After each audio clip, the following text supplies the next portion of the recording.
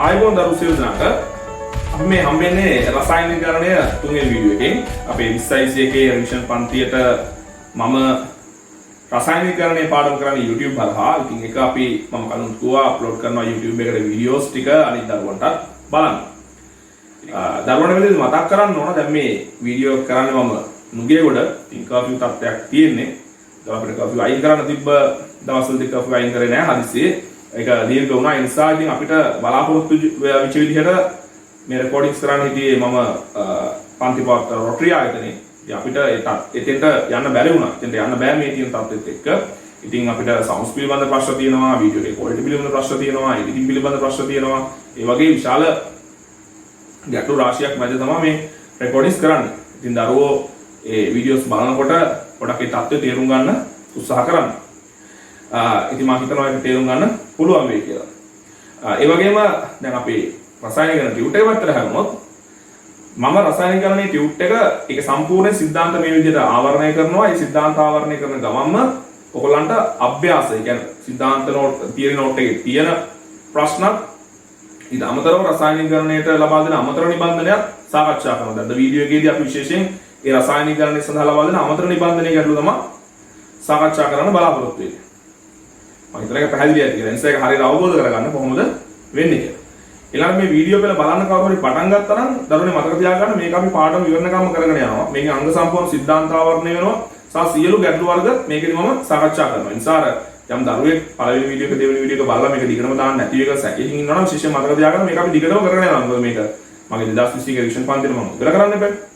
නිසා මේ වීඩියෝ පෙළ අපි දිගටම කරගෙන යනවා. නිසා ඒක විශ්වාසයෙන් යුතුව අධ්‍යයනය කරගෙන යන්න. ඉතින් අපි අපේ පාඩම පැත්තට හරනවා විශේෂයෙන් මට කියන්න ඕන අපි අර දෙවෙනි වීඩියෝ එකේදී අර රෙකෝඩ් කරගෙන ඉන්නකොට වැස්ස පටන් ගත්තා. ඒ නිසා පිච්ච ඒ සද්දෙත් එකම රෙකෝඩින් නැවතුවා. ඉතින් මට එක સિદ્ધාන්ත කොටසක් ඒ දෙවෙනි ඒ කියන්නේ අපි ටියුට් එකේ දෙවෙනි කොටස දුන්න સિદ્ધාන්ත කොටසක් දෙවෙනි වීඩියෝ එක හරහා කතා කරන්න බැරි වුණා. ඒ තමයි දැන් අපි කතා කර ගිය අවසානට මොනවද? මේ කොහොමද අණුභාවික සූත්‍ර සහ අණුක සූත්‍ර ගණනය කරන්නේ? එතකොට මම කිව්වා අර යම් අණුවක තියෙන පරමාණු වල ස්කන්ධ ප්‍රසත විතරක් දීලා තිබ්බොත් අපිට අණුභාවික සූත්‍රයට යන්න පුළුවන්, අණුක සූත්‍රයට යන්න පුළුවන්. ඒ ස්කන්ධ ප්‍රසතත් එක්ක මොනවද දුන්නොත්? සාපේක්ෂ අණුක ස්කන්ධය දුන්නොත්. ඉතින් මම කිව්වා මේ අණුක සූත්‍රය ගණනය කරන තව විදිහක් තියෙනවා. වායු පරිමා භාවිතා කරලා. ඒ කියන්නේ විශේෂයෙන් අපි තුමු හයිඩ්‍රෝකාබනයක් වගේ එකක් නැත්නම් කාබනික සංයෝගයක් වගේ දෙයක්.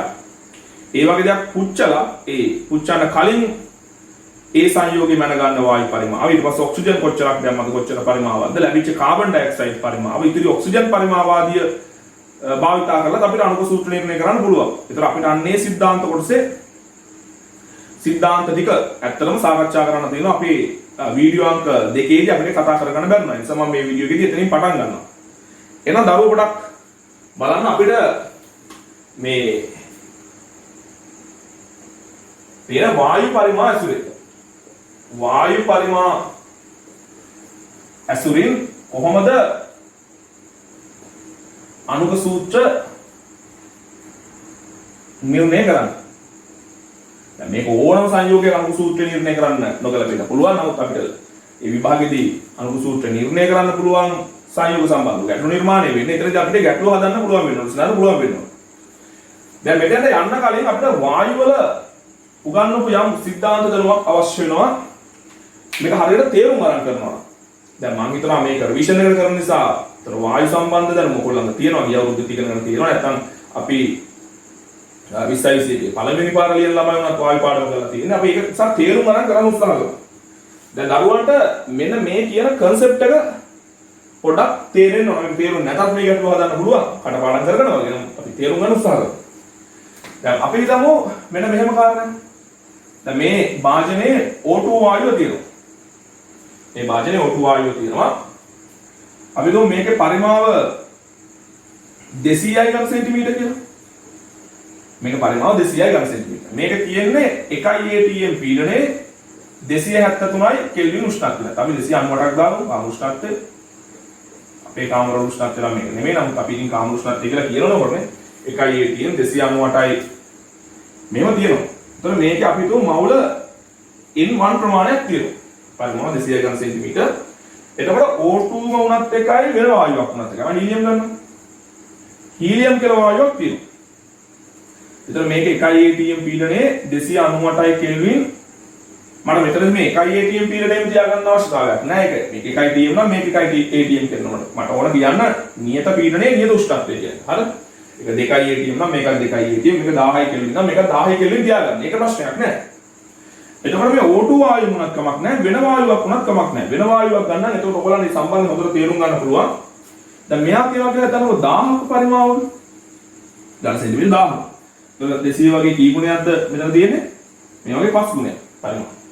එතකොට මෙතන අපි හිතමුකෝ N2 මෝල් ප්‍රමාණයක් තියෙනවා කියලා. ඒතර දරුවනේ මතක තියාගන්න අපිට මෙතනින් ඔප්පු කරලා පෙන්නන්න පුළුවන් මෙන්න මේ කියන සම්බන්ධය. මොන සම්බන්ධයද? දැන් මෙතනදී අපි N1 කියන එක නැත්නම් මම N2 බෙදන්න. N2 බෙදීම N1. ඒක හරිය ලේසියෙන් කරන්න පුළුවන් මේ පද්ධතියේ PV සමාන වෙනවද දැම්මම. අපිට පෙන්වන්න පුළුවන් N2 N1. ඒ කියන්නේ එකම උෂ්ණත්වයේ එකම පීඩනයේ තියෙන මේ වායුමය පද්ධති දෙකේ ඒ වායු වල මවුල අනුපාතය මොන අනුපාතයට සමානයි කියලා? පරිමාණුපාතයට සමානයි කියලා පෙන්වන්න පුළුවන්. 1000ට 200ට සමානයි කියලා පෙන්වන්න පුළුවන්. ඇයිද කියුවේ? මෙන්න මේක හොඳට තේරුම් ගන්න. ඒ කියන්නේ මවුල අනුපාතයක් වෙනකොට අපිට භාවිතා කරන්න පුළුවන් මොන අනුපාතයක්ද? ඒ වායු වල පරිමාණුපාතයක්. හැබැයි භාවිතා කරන්න පුළුවන් කොහොම වුණොත්ද? එකම පීඩනයේ එකම උෂ්ණත්වයේ වායු දෙක මැල්ලා තියෙනවා. ඒතර මේක අපිට තව ඉස්සරහට යනවා නම් 200ට 1යි 1000ට 5යි කියලා N2 යට N1 සමානයි 5යි කියන උත්තරෙට එන්න පුළුවන්. දරුවන්ට පැහැදිලිද කියුවද? දැන් ඒක පොඩ්ඩක් මතක තියාගන්න. එක උෂ්ණත්වයේ එක පීඩනයේදී වෙනස් වායු හෝ සමාන වායු ප්‍රශ්නයක් නෑ. වෙනස් වායු තමයි අපිට වැදගත් වෙන්නේ. එක උෂ්ණත්වයේ එක පීඩනයේ තියෙනවා නම් ඒ මවුල අනුපාත පරිමාණුපාතයට සමානයි. නැත්නම් පරිමාණුපාතය මවුල අනුපාතයට අපිට සමානයි කියලා ගන්න පුළුවන්. පැහැදිලිද කියුවද? right. දැන් එතකොට මේ එක්තන කිසිම ප්‍රතික්‍රියාවක් කතා වෙන්නේ නැහැ. දැන් O2 N2 අතර අපි කිසිම හීලියම් අතර අපි කිසිම ප්‍රතික්‍රියාවක් විතර කතා වෙන්නේ නැහැ. දැන් ප්‍රතික්‍රියාවක් කතා වෙන තැනකට යමු. එතකොට දැන් අපි හිතමු ඔන්න වායු දෙකක් ප්‍රතික්‍රියා කරන්න යන්නේ. හරි මොකක් හරි සුදුසු තත්ත්වයක් යනදීදී අපි හිතමු ප්‍රතික්‍රියා කරනවා මොන වායුවද? කාබන් මොනොක්සයිඩ් වායුව ප්‍රතික්‍රියා කරන්න යන්නේ O2ත් එක්ක. මොනවද හදන්නේ? මෙතනදී හදනවා කාබන් ඩයොක්සයිඩ්. Carbon dioxide. පැහැදිලිද? එතකොට මෙතන අපි මේ ප්‍රතික්‍රියාව තුල කරොත් එහෙම අපි මෙතෙන්ට දාගමු දෙකක්. මේ කාබන් මොනොක්සයිඩ් මෙතන දාගමු දෙකක්. එතකොට මෙතන ඔක්සිජන් 2යි මෙතන දේවල් දෙක 4යි. දැන් හරි ප්‍රතික්‍රියා තුලදයි ඔක්සිජන් 4යි. එතකොට මෙතන ප්‍රතික්‍රියා සිද්ධ වෙන්නේ දෙකට එක අනුපාතයෙන්. දෙකට එක අනුපාතයෙන්. එතකොට දෙකට එක අනුපාතයෙන් ප්‍රතික්‍රියාව. එතකොට මේක ස්ටොයිකියෝමෙට්‍රික අනුපාතයෙන් ප්‍රතික්‍රියා කරනවා. මෙයාගේ මවුල දෙකක් එක්ක මෙයාගේ මවුල එකක් ප්‍රතික්‍රියා වෙනවා. පැහැදිලිද කිව්වේ? දැන් දරුවෝ මතක තියාගන්න. දැන් අපි හිතුව මෙහෙම. එතකොට දැන් මෙතන දැන් මම නිකමට කිව්වොත් එහෙම 1 atm පීඩනයේ 273යි කෙල්වින් උෂ්ණත්වයේ කාබන් මොනොක්සයිඩ් වායුවෙන් අපි ගෙනාවා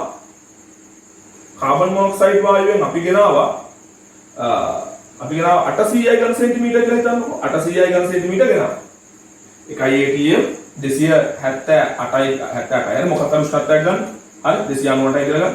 298යි කෙල්වින් කියන උෂ්ණත්වයේ 1 atm පීඩනයේ 298යි කෙල්වින් කියන උෂ්ණත්වයේ තියෙන කාබන් මොනොක්සයිඩ් වායුව 800යි ඝන සෙන්ටිමීටර ගෙනාවා. දැන් අපි අහුවොත් මේ ප්‍රශ්නයක් හරියටම ඒ උෂ්ණත්වයේ ඒ පීඩනයේ ඉන්න ඔක්සිජන් වායුවේ මේ කාබන් මොනොක්සයිඩ් එක්ක ස්ටොයිකියෝමෙට්‍රික අනුපාතයෙන් හරියටම ප්‍රතික්‍රියා කරන්න ඕන ප්‍රමාණය කොච්චරද කියලා. දැන් අපි දන්නවා දෙකට එක අනුපාතයෙන් ප්‍රතික්‍රියා කරනවා. මවුල දෙකක් එක්ක මවුල එකයි.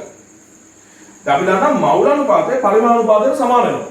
එහෙනම් අපි ඔය කියන පීඩනය සහ උෂ්ණත්වය මේ කියන්නේ 1 atm සහ 298යි කෙල්වින් කියන ඒ පීඩනය සහ උෂ්ණත්වයේම O2 වායුව අරගෙන આવොත් අපි අරගෙන આવොත් කවුද? O2 වායුව අරගෙන આવොත් මවුල අනුපාතයේ පරිමාණුපාතයට සමාන වෙන්න ඕනේ. නිසා නම් මෙයාගේ 800ක් එක දෙකට එක 800ක් එක මෙයාගේ ප්‍රතික්‍රියා කරන්නේ 400 හරියටම 400යි ඝන සෙන්ටිමීටර. ඔන්න ඔබ චුට්ටක් දරුවෝ තේරුම් ගන්න උත්සාහ කරන්න. මවුල අනුපාතය මොන අනුපාතයට සමානයිද? පරිමාණුපාතයට සමානයි කියලා ගන්න. එතකොට මේ දෙන්න මේ විදිහට ප්‍රතික්‍රියා කරලා ළඟට කාබන් ඩයොක්සයිඩ් පරිමාව ගත්තොත් අපි මයින්නේ ඒ උෂ්ණත්වයේ සහ ඒ පීඩනයම දෙකට දෙකයි. එහෙනම් මේ පරිමාව සමාන වෙනවා. එතකොට මේ දෙන්න ප්‍රතික්‍රියා කරලා 800 400 1200ක් දෙනවා කියලා අපි කියන්නේ බෑ. මෙතන දෙකට දෙකයි නම් මවුල අනුපාතය පරිමාණුපාතයට සමාන වෙන්න ඕන. එහෙනම් 1 atm 298 අපි කාබන් ඩයොක්සයිඩ් වායුව මැන්නොත් අපිට එන්නේ 800යි. 800යි. මේ දෙක එකතු වෙලා එහෙම 1200ක් ඇදෙන්නේ නැහැ. 800. දැන් පැහැදිලි කියමුද? එතකොට ටියුට් එකේ බලන්න මෙන්න මේ වගේ මාතෘකාවක් තියෙනවා. ඒ මාතෘකාවේදී කියනවා අපිට පුළුවන් මෙන්න මෙහෙම වැඩක් කරන්න. කොහොමද? දැන් අපිට පුච්චන්න පුළුවන් ඔය C2යි H6 වගේ මේ වගේ කාබනික සංයෝග දහනය කරලා අපිට පුළුවන් මේ දහනය කරන්න කලින් වායු පරිමාව, වැවිච්ච ඔක්සිජන් පරිමාව, ලැබෙන කාබන් ඩයොක්සයිඩ් පරිමාව වශයෙන් මෙන්න මේ අණු සූත්‍රය ගණනය කරනවා. ඉතින් අපි පොදු වශයෙන් අපිට මේ ගැටළු වලදී හම්බ වෙනවා CXHY. ඒ කියන්නේ හයිඩ්‍රෝකාබන දහනය කරනවා. හයිඩ්‍රෝකාබන කියලා කියන්නේ කාබන් සහ හයිඩ්‍රජන් වලින් දහනය වෙච්ච. ඉතින් අපි අණු සූත්‍රය දන්නේ නැත්නම් අපි දාගන්නවා CXHY. ඒ කියන්නේ කාබන් x ප්‍රමාණයක් තියෙනවා, හයිඩ්‍රජන් y ප්‍රමාණයක් තියෙනවා. මේ xy කියන්නේ ඇත්ත ඉලක්කම්. ඒ කියන්නේ x කියන්නේ ඇත්තටම මේ අණුවේ තියෙන කාබන් පරමාණු ගාන, y කියන්නේ ඇත්තටම හයිඩ්‍රජන් පරමාණු ගාන. ඒතර අපි x වාගෙන y වාගත්තොත් ඒ හොයලා තියෙන්නේ මොන සූත්‍රයද? අණුබයක සූත්‍රය එහෙම නෙමෙයි මොන සූත්‍රයද? අණුක සූත්‍රය. මේ කෙලින්ම ලියලා තියෙන අණුක සූත්‍රය. එතකොට අපිට හම්බුනා මේ CXHY හයිඩ්‍රෝකාබන දහනය කරලා අපිට හයිඩ්‍රෝකාබන වල අණුක සූත්‍රය හොයන්න. තව ගණන් જાතියක් හම්බ වෙනවා. සාමාන්‍යයෙන් තව වෙනස් ඒවාත් හම්බ වෙනවා. කාබන්, හයිඩ්‍රජන් සහ ඔක්සිජන් කියන මොනොරාව තුන ඉන්න කාබනික සංයෝග දහනය කරලා අපිට ඒ ලැබෙන වායු වල පරිමාණ සහ දහනය කරන්න කලින් මේ වගේ තිබිච්ච වායුවේ පරිමාණ අපිට අරගෙන ඒ ඇසුරෙන් මේ අණුක සූත්‍ර නිර්ණය කරන්නත් වෙනවා. දැන් මෙතනදී x කියලා කියන්නේ කාබන්ගේ ඇත්ත පරමාණු ගාන අණුවේ තියෙන, y කියලා කියන්නේ හයිඩ්‍රජන්ගේ ඇත්ත පරමාණු ගාන, z කියලා කියන්නේ ඔක්සිජන්ගේ ඇත්ත පරමාණු ගාන. ඒ කියන්නේ අපි x y z දෙවුවොත් ඒක අණුක සූත්‍රය. දැන් මේ જાතිය ගැටළු වලට යද්දී අපිට වැදගත් වෙනවා මේ අපි දැන් පොදු අණුක සූත්‍රය ලියලා තියෙන CXHY. ඒතර මේ වගේ එකක් O2ත් එක්ක දහනය කරපුවාම වෙන තුලිත ප්‍රතික්‍රියාව අපිට මේ x සහ y වශයෙන් ලියා ගන්න පුළුවන් වෙනවා. එතකොට අපි මේකට දහනය කරන්න O2 දානවා.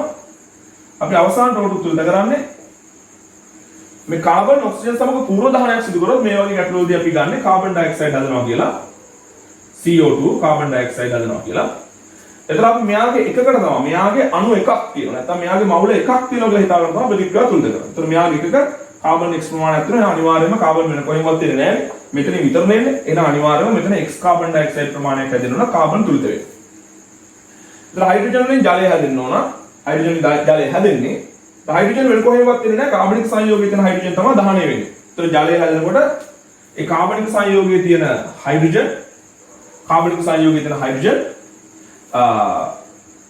ජලයේ තියෙන හයිඩ්‍රජන් වලට සමාන වෙනවා. එතන මෙතන y එකේ තියෙන y පරමාණු සංඛ්‍යාව මෙතන දෙකේ ඉලක්කම තියෙන නිසා අපිට මෙතන දාන්න වෙන්නේ y බෙදීම දෙකයි. එතන දහනයේදී අපි මේගොල්ලන්ව මනින උෂ්ණත්වයේ මත අපිට ඒ ගැටලුවේදී ජලය කාම උෂ්ණත්වය වගේ ගෙනවොත් ජලය අපිට ගන්න වෙන්නේ ද්‍රවයක්. ඒතර වායු පරිමාවක් විතර ගන්න වෙන්නේ නැහැ. වායු පරිමාවක් විතර ගන්න වෙන්නේ වායුවක් විතර සලකන්න වෙන්නේ නැහැ. සමහරවල් ඉහළ උෂ්ණත්වවලදී මනින්න. ජල වාෂ්ප පරිමාව වල දෙනවා. ඒ අනුව අපි ඒක ද්‍රවයක් විදිහට සලකනවා ගැටලුවේදී. ගැටලුව කියන විදිහට සමහරවිට අපිට වායුවක් විදිහට සලකන්න සිද්ධ වෙනවා. ඒක අපි ගැටලුව අනුව බලමු. අපි ආකාර දෙකකින් ගැටලුව හදනවා. හරිද? අපි සාමාන්‍යයෙන් දහන ප්‍රතික්‍රියාවල එනකොට මෙයා වායු ලික්විඩ් කියලා අපි දානවා. හරිද? එතකොට දැන් අපිට ඔක්සිජන් තුලනය කරන්න ඕන. ඔයාලට පේනවා මේක තුලනය කරන්න ක්‍රම දෙකක් තියෙනවා. අපිට පරමාණු වලින් හිතන්නත් පුළුවන්, අණු වලින් හිතන්නත් පුළුවන්. දැන් අණු වලින් හිතුවොත් මෙතන තියෙනවා XO2 ප්‍රමාණයක්, මේ XO2 ප්‍රමාණයක්. මෙතන තියෙනවා y බෙදීම දෙකයි O කියන්නේ. ජල අණුවක් ගත්තොත් එහෙනම් මෙතන තියෙන ඔක්සිජන් පරමාණු එකයි. ඒතර ජල අණු y බෙදීම දෙකක් තියෙනවා. ජල අණු y බෙදීම දෙකක් තියෙනවා කියන්නේ ජල අණු ඔක්සිජන් පරමාණු එකයි නම් එතන ඔක්සිජන් පරමාණු තියෙන්නේ. ජල අණුවක තියෙන ඔක්සිජන් පරමාණු එකයි නම් ඔතන තමයි තේරුම් ගන්න උත්සාහ කරන්නේ ඔක්සිජන් පරමාණු තියෙන y බෙදීම දෙකක්. ඒතර අණු කරොත් එහෙම y බෙදීම හතරක් වෙනවා. මොකද පරමාණු අණු කරන දෙකෙන් බෙදන්න. මම මේ වැඩිය තියරි පන්තිය වගේ පැහැදිලි කරනවා නෙමෙයි. එහෙම පැහැදිලි කිරීමක් අවශ්‍ය නම් තියරි පන්තියට සහභාගී වෙන්න ඕන. නැත්නම් තමයි තියරි පන්තියේ වීඩියෝස් YouTube දානවා.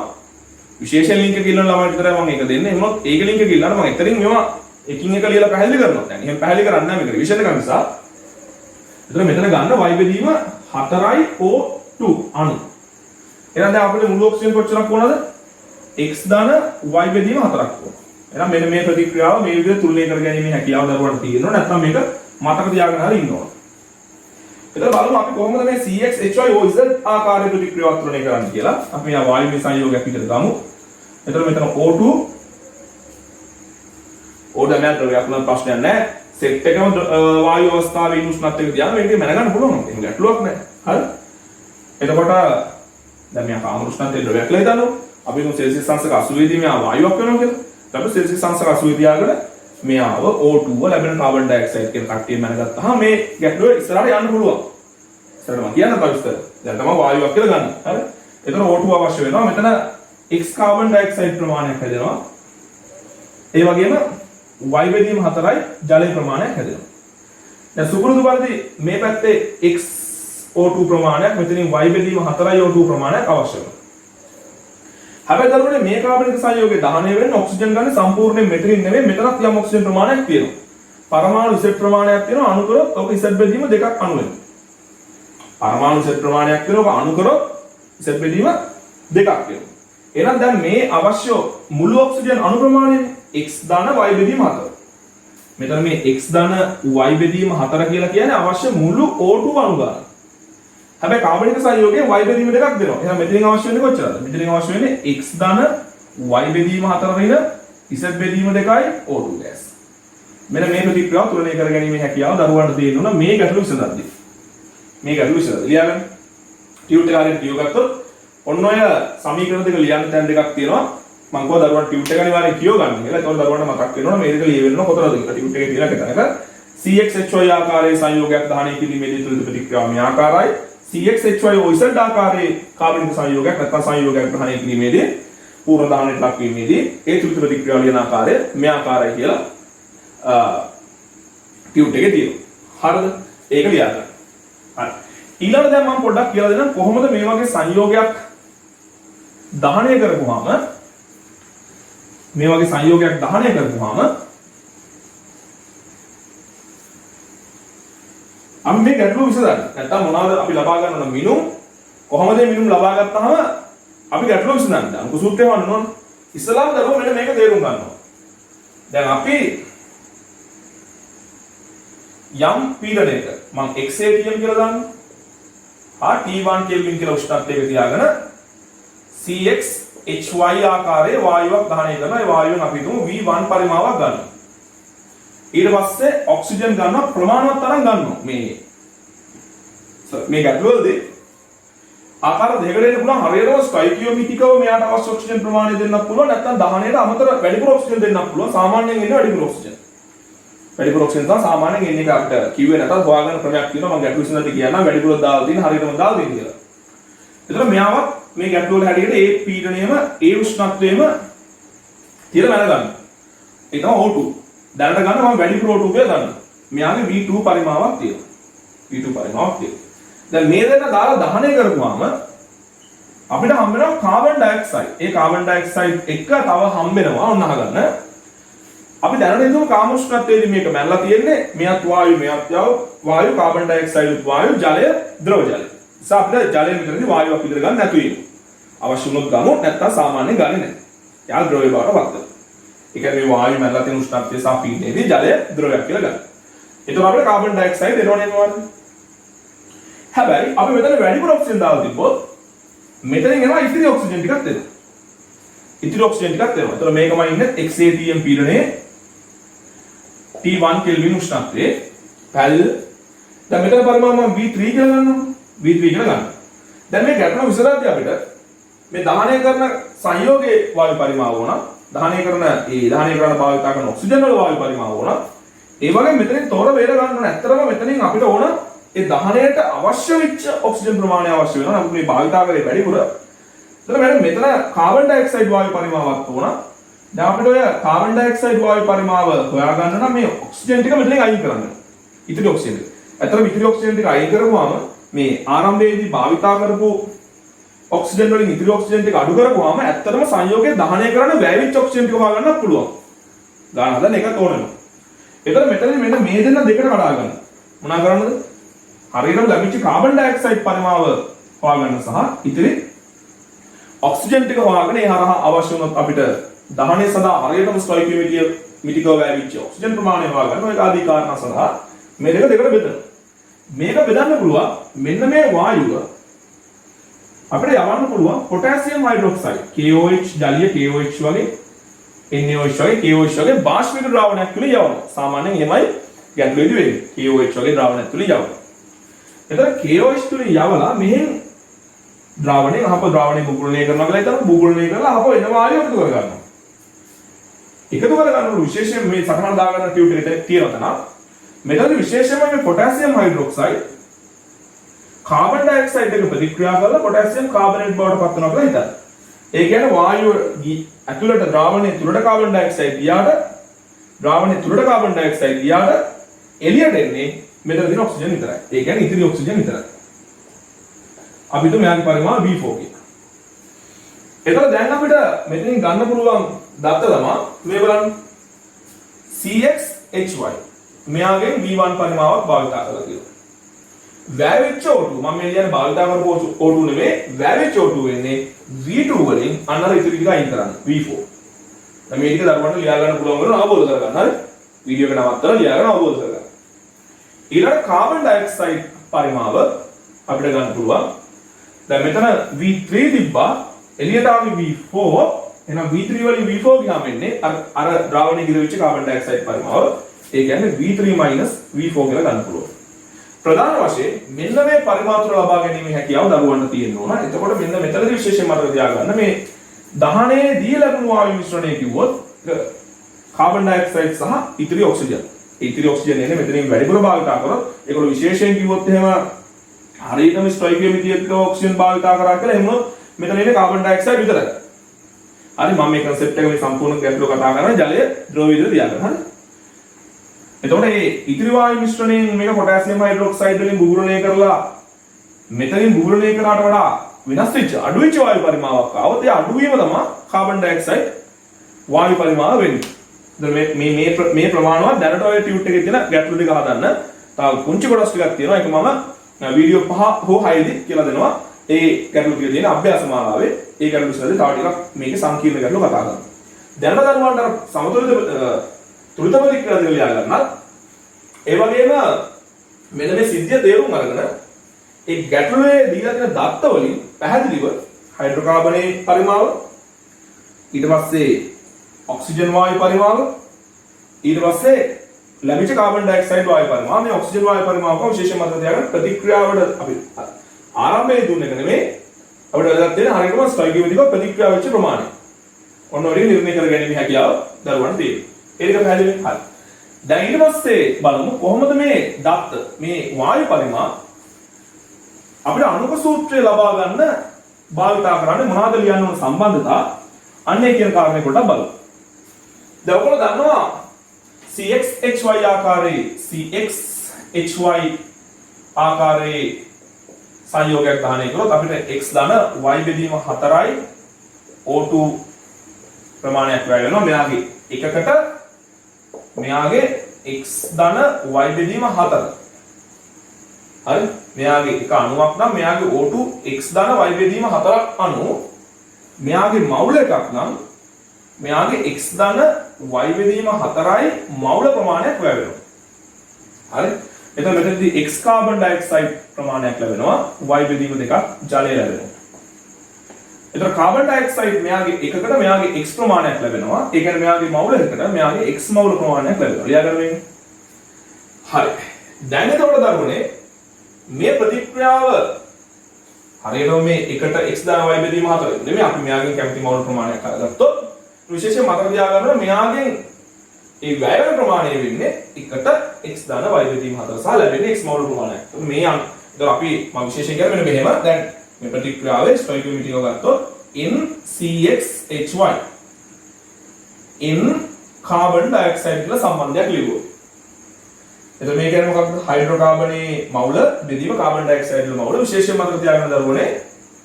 ඒක එකට x සමාන වෙනවා. එකට x සමාන. එතකොට හිතන්න පුතා මෙතනින් වැය වෙච්ච පරිමාව v CXHY නම් මෙතන ලැබිච්ච කාබන් ඩයොක්සයිඩ් පරිමාව VCO2 නම් අර දාහනය කරලා ඒවා මැනගත්තා. එහෙම වුණොත් අපි දන්නවා දැන් අර මම මුලින්ම කියලා තියෙන එක මවුල අනුපාතේ පරිමාණුපාතයට සමාන වෙනවා මේක උඩ උෂ්ණත්වය සහ පීඩනය මැන. එහෙනම් එකට x කියන එක සමාන වෙනවා උඩ තියෙන හයිඩ්‍රෝකාබනේ නිසා හයිඩ්‍රෝකාබනෙන් වැයවිච්ච පරිමාව සහ ලැබිච්ච කාබන් ඩයොක්සයිඩ් පරිමාවට. ඔන්නෝමයි මෙතන සම්බන්ධය ගොඩනගන්නේ. මේක ලියා ගන්න. හරි. එතකොට මේක අපිට ගැටලුවේදී භාවිත කරන්න පුළුවන් සම්බන්ධය. ඒ වගේම අපිට දැන් මේ සම්බන්ධයෙන් අපිට බලන්න අපි මේ පරිමාණ දෙක දන්නවා නම් මෙයා 1යි නම් මෙයා x ගණනය කරගන්න පුළුවන් ලේසියෙන්. ඒකට y ගණනය කරගන්න අපිට භාවිතා කරන්න පුළුවන් මේ දෙන්න අතර අනුපාතය. එතකොට අපිට ලියන්න පුළුවන් n CXHY ට NO2. ඒ කියන්නේ හයිඩ්‍රෝකාබනේට O2 ඇවිච්ච පරිමාව. එතන අපිට ලියන්න පුළුවන් මේ ස්ටොයිකියෝමෙට්‍රික සංගුණක මේ දාලා තියෙන ස්ටොයිකියෝමෙට්‍රික සංගුණක ඇතුලේ එකට x ධන y බෙදීම 4ට එක බෙදීම x ධන y බෙදීම 4 හැබැයි සමාන වෙනවා වැය වෙන පරිමාණ. අපි හිතුවා VO2 ප්‍රමාණය වැය වුණා කියලා. එහෙනම් අපිට ලියන්න පුළුවන් VCXHY යට VO2 කියලා. එතකොට අපිට මේ සම්බන්ධය භාවිතා කරලා x ගණනය කරගන්න පුළුවන් නම් පරිමාණයක දන්නවා නම් අපි x දන්නවා නම් අපිට y ගණනය කරගන්න පුළුවන්. එහෙනම් අපිට අනුක සූත්‍රයේ x සහ y ගණනය කරගත්තා කියන්නේ අනුක සූත්‍රය ලැබෙනවා. මේ සම්බන්ධය ලියාගන්න. right. පැහැදිලි නේද? හරි. එතකොට ඔය විදිහට අපිට සම්බන්ධතාව ලියාගෙන ගැටලුවට යන්න පුළුවන්. අපිට කිසි ප්‍රශ්නයක් නැහැ. හරි එහෙනම් අපි ටියුට් එකේ පළවෙනි ගැටලුවට යමු. තව සම්බන්ධතාව අවශ්‍ය වුණොත් අපිට ලියා ගන්න පුළුවන්. හරි එන්න. ගැටලුවක් නැහැ. ගන්න ටියුට් එකේ පළවෙනි ගාන. හරි. ටියුට් එකේ පළවෙනි ගානේ ඔයගොල්ලෝ ඉස්සලාම ඒ සංයෝගය හයිඩ්‍රෝකාබනය CXHY කියලා අත දක්වගෙන ලියන්න තුලිත ප්‍රතික්‍රියාව. තුලිත ප්‍රතික්‍රියාව ලියන්න. හරි ඒ කියන්නේ අර මම කලින් තීර නෝට් එකේ ලියුවා වගේ තුලිත ප්‍රතික්‍රියාව ලියන්න. එතන මට මෙන්න මේ විදිහට ඒක දාන්න පුළුවන්. මම ලියාගත්ත මේ ප්‍රශ්න මොකක්ද කියලා. එතන CX HY මේ තමයි එන්න පුළුවන් සරල මට්ටමේ ගානක්. අපි ටික ටික සංකීර්ණ කරනවා. අද හදන්නේ මේකෙන් ගණන් දෙකයි. x ධන y බෙදීම 4යි O2. හරි? gas. අපි කාබන් ඩයොක්සයිඩ් XCO2 දැන් මේක හොඳට ගණන් හදලා පුරුදු වෙච්චාම කෙටිකර ලියාගෙන යන්න පුළුවන්. y බෙදීම 2යි H2O ලික්විඩ් කියලා මම දාගන්නවා. එතකොට අපි දන්නවා මෙතන එකට x ධන y බෙදීම 4ට x කියන අනුපාතයෙන් තමයි ප්‍රතික්‍රියාව සිද්ධ වෙන්නේ. සහ x ලැබෙනවා. මෙතන එකට x ධන y බෙදීම 4ට ප්‍රතික්‍රියාව ලැබුවාම අතන x ලැබෙනවා. එතකොට මේකම පැහැදිලිව පොතේ අඳුර ගන්න උත්සාහ කරන්න. ඒ ගැටලුවේ හැටියට කියනවා මෙතනින් ඝන සෙන්ටිමීටර් 10ක් භාවිතා කරනවා. හරිද?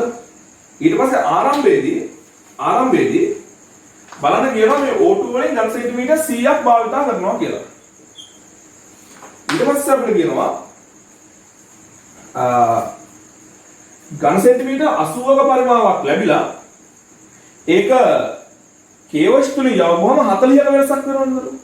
ඒ කියන්නේ 40ක් අඩු වෙනවා කියන එක ඕගොල්ලන්ට හොයාගන්න පුළුවන්. එතකොට මේ 40කින් අඩු වුණා. එතකොට හොඳට බලන්න ඔය වගන්තිය දෙන්න පුළුවන්. 40කින් අඩු වුණා 40ක් ඉතුරු වුණා කියලා. ඔතන නම් අර 40 80න් 40ක් අඩු වුණාම ඉතුරු වෙන්නේ 40 නිසා. හැබැයි ඔක 60 20 වගේ වුණා නම් හරි පරිස්සමට බලන්න ඕන ඉතුරු වෙන්නේ කවුද? අඩු වෙන්නේ කොච්චරද කියලා. අඩු වෙන කියලා තමයි කාබන් ඩයොක්සයිඩ් වෙන්නේ. දැන් ඔතන හැටියට නම් දරුවන්ට පැහැදිලිව කිව්වොත් තේරෙයි. අඩු වීම 40යි ඉතුරු වීම 40යි. ඒ කියන්නේ ඝන සෙන්ටිමීටර් 40ක් කාබන් ඩයොක්සයිඩ් ලැබිලා තියෙනවා. එතකොට මෙතන විශේෂයෙන් මතක තියාගන්න O2 100ක් අපි දැම්මට අර අපිට පේනවා අවසාන 80න් 40ක් ඉතුරු වෙනවා. ඒ ඉතුරු 40 ඔක්සිජන්. ඒ කියන්නේ මෙතනින් අපි ඉතුරු වෙච්ච ඔක්සිජන් ප්‍රමාණය අඩු කරගත්තාම තමයි දරුවා අපිට හරියට වැවිච්ච ඔක්සිජන් ප්‍රමාණය ඉන්නේ 140ක් ගාම 60 ඝන සෙන්ටිමීටර කියලා. එතකොට මේ හරියටම වැවිච්ච ඒවා තමයි මේ නිල් පෑනින් දැම්මේ. එතකොට මේ ලැබිච්ච කාබන් ඩයොක්සයිඩ් එක තමයි නිල් පෑනින් මෙතන දාලා තියෙන්නේ. එතකොට මෙතනදී අපිට ඉස්සලාම x ගණනය කරන්න පුළුවන්. ඒකට මම සම්බන්ධයක් ලියන්න පුළුවන් ලැබිච්ච කාබන් ඩයොක්සයිඩ් වලට වැවිච්ච හයිඩ්‍රෝකාබනයේ අනුපාතය සමානයි x බෙදීම 1යි කියලා ලියන්න පුළුවන්. මේක උඩ යටමාරු කරන්න පුළුවන් ප්‍රශ්නයක් නෑ. හරියට පරිමාණ ආදේශ කරන්න ඕන. පරිමාණ හරියට ආදේශ කරනවා. හරි. එතන මම උඩින් දාලා තියෙන කාබන් ඩයොක්සයිඩ් උඩට දාලා තියෙන කාබන් ඩයොක්සයිඩ් වල ස්ටොයිකියෝමෙට්‍රි තියෙන උඩට දාන්න කාබන් ඩයොක්සයිඩ් වල පරිමාව 40යි ඝන සෙන්ටිමීටර යට. හරි. එතන මෙතන ඕනම සම්බන්ධයක් ලියන්න පුළුවන් කෙලින්ම ආදේශ කරන්නේ නැතුව මොකක්ද NCO2 යට NCXHY. එහෙනම් මෙතන මේ ටික විතරක් මට එළියට අරගෙන ලියන්න පුළුවන්. x බෙදීම 1 සමානයි 40 බෙදීම කීයද 10යි. එහෙනම් අපිට එනවා x සමානයි 30යිද x සමානයි 4යි කියලා. එහෙනම් මේ කාබනික සංයෝග කාබන් පරමාණු කීයක් තියෙනවා? 4ක් තියෙනවා. ඒක පැහැදිලිද? එහෙනම් y හොයාගන්න මම මේ හයිඩ්‍රෝකාබනය සහ ඔක්සිජන් අතර අනුපාතය ගන්නම්. මම මේ ටික උඩට එන්න ඕන නිසා ඒ කියන්නේ හොයන්න ඕන මේ xy පද ටික ඉත උඩට එන්න ඕන නිසා මම උඩින් ලියනවා NO2 යට NCX HY කියලා. NO2 යට NCX HY කියලා ලියනවා. ඒ කියන්නේ x ධන y බෙදීම 4 යට 1. දැන් මේක සමාන වෙන්නේ NO2 VO2 මේක හදාගන්න VO2 යට හරි VO2 යට VCX HY. එතකොට මට මෙතනින් ගන්න පුළුවන් x ධන y බෙදීම 4 යට 1 තේරුමක් නෑ අතරම සමානයි. O2 කියලා කියන්නේ 60යි වැය වෙලා තියෙන්නේ. මෙයා 10යි. එතකොට මෙතනින් 6ක් විතර වෙනවා. එතකොට අපි x ධන y බෙදීම 4 සමානයි 6යි. x ඔයගොල්ලෝ දන්නවා 4යි. ධන y බෙදීම 4 සමානයි 6යි. y බෙදීම 4 සමානයි 6 ඍණ 4යි. ඒ කියන්නේ y බෙදීම 4 සමානයි 2යි y සමානයි 8යි කියලා උත්තරයක් ගන්න පුළුවන්. y සමානයි 8යි කියලා උත්තරයක් ගන්න පුළුවන්. එහෙනම් දැන් මේ සංයෝගය අපි දන්නවා කාබන් පරමාණු සංඛ්‍යාව 4යි. ඒ වගේම හයිඩ්‍රජන් පරමාණු සංඛ්‍යාව 8යි. එහෙනම් අපිට අමුතු සූත්‍රය ගන්න පුළුවන්. CX ඒ කියන්නේ HY කියන කෙනා සමාන වෙන්නේ C4යි H8ට. ඔන්න උත්තරය. කාලි නේද? right. එහෙනම් ඔය වගේ සරල ගැටලුවක් හදාගන්න දරුවෝ හැමෝටම පුළුවන් වෙන්න ඕන. අපි ඊළඟ ගැටලුවට යමු. හරි.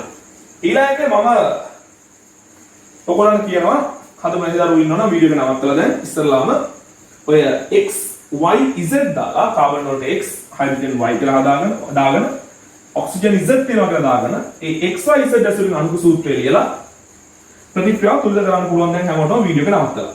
හරි? වීඩියෝ එක නවත්තලා ප්‍රතික්‍රියාව තුලිත කරලා පරිමාණ ටික දාගන්න පුළුවන්. හරි.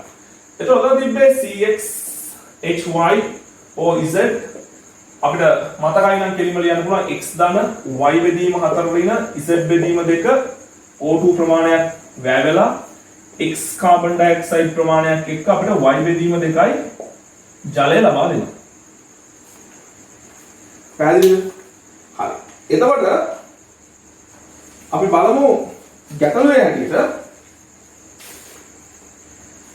මේ කාබනික සංයෝගයෙන් මේ සංයෝගයෙන් අරගෙන තියෙනවා 20ක් නැත්නම් මෙතන අපි දාගමු මෙතන 1ට මෙතන x ධන y බෙදීම 4 ඍණ z බෙදීම 2ක් එකක් එක ප්‍රතික්‍රියා කරනවා x ප්‍රමාණයක් ලැබෙනවා. අණු වලින් නම් අණු මවුල් වලින් නම් මවුල්. දැන් පරිමාණ ගත්තොත් මේ සංයෝගයෙන් අරන් තියෙනවා ඝන සෙන්ටිමීටර් 20ක්. ඊළඟට බලන්න ඔයගොල්ලෝ වාගන්න පුළුවන්ද කියලා කාබන් ඩයොක්සයිඩ් හරි කාබන් ඩයොක්සයිඩ් ඔයගොල්ලන් අරන් තියෙනවා 60. හැබැයි අන්න ඒ ගැටලුවේදී ඔයගොල්ලන්ට පේනදී විශේෂයෙන්ම ජල වාෂ්ප කියන කෙනා වාෂ්ප වායු කියන වචනේ භාවිතා කරලා දීලා තියෙනවා. කාබන් ඩයොක්සයිඩ් වගේම ජල වාෂ්ප දෙන්නම කීයක ඉන්නවද 60ක් ඉන්නවා 60ක් ඉන්නවා. දැන් අතකොට ඔය ගැටලුව හොඳට විශ්ලේෂණය කරොත් ඔයගොල්ලන්ට තේරෙයි ඔය ගැටලුවේදී කාබන් ඩයොක්සයිඩ් ජල වාෂ්ප මෙච්චරයි කියලා දීලා තියෙනවා කිසිම KOH තුලින් යවීමක්වත් ඉතිරි වායු ප්‍රමාණයක්වත් දීලා නැහැ. අන්න ඉතිරි වායුවක් දීලා නැහැ. කෙලින්ම කාබන් ඩයොක්සයිඩ් එක ගෙඩිය පිටින් දීලා තියෙනවා. හැබැයි ඉතිරි ප්‍රමාණයක් ගැන කතා කරලා නැහැ. හැබැයි ඔයගොල්ලෝ කියනවා මේ ඔක්සිජන් 70ක් භාවිතා කරා කියලා. දැන් අපිට ප්‍රශ්නයක් එනවා මේ ඔක්සිජන් වැඩිපුරද භාවිතා කරලා තියෙන ස්ටොයිකියෝමෙට්‍රික අනුපාතයෙන්මද භාවිතා කරලා තියෙන්නේ කියලා හරියටම පැහැදිලි නැති වුණොත් හරියටම පැහැදිලි මේ 70 කියන හරියටම අවශ්‍ය ප්‍රමාණයද එහෙම නැත්නම් වැඩිපුර භාවිතා කරාද කියලා ඔය ගැටලුවේ හෝ වෙන ගැටලුවක පැහැදිලි නැති වුණොත් දැන් දරුවෝ තේරුම් ගන්න මේක ඉතිරි ඔක්සිජන් ප්‍රමාණය ගැන කතා කරලා නැහැ. ඉතිරි ඔක්සිජන් ප්‍රමාණය ගැන කතා කරලා නැහැ. දැන් අපි හරියටම දන්නේ කාබන් ඩයොක්සයිඩ් සහ ජලය වාෂ්ප ඒ කාබන් ඩයොක්සයිඩ් වායුවේ සහ ජලයේ වාෂ්ප පරිමාව දන්නවා. ඒතරයි බලනවා ගැටලුව මෙයාගෙන් භාවිතා කරලා හදන්න පුළුවන් නම් ඉතින් හදලා දාන්න. මොකද අපි ඔක්සිජන් ගැන හරියටම කියලා නැත්තම්. නිකන් කියන්නේ ස්ටොයිකියෝමෙට්‍රික ප්‍රතික්‍රියා කරාම කියලා කියලාත් නැහැ වැඩිපුර දැම්ම කියලා කියලාත් නැහැ. දැන් පොඩි සැකයක් ඇති වෙනවා. හැබැයි අපිට යම් හේකින් මේ වායුව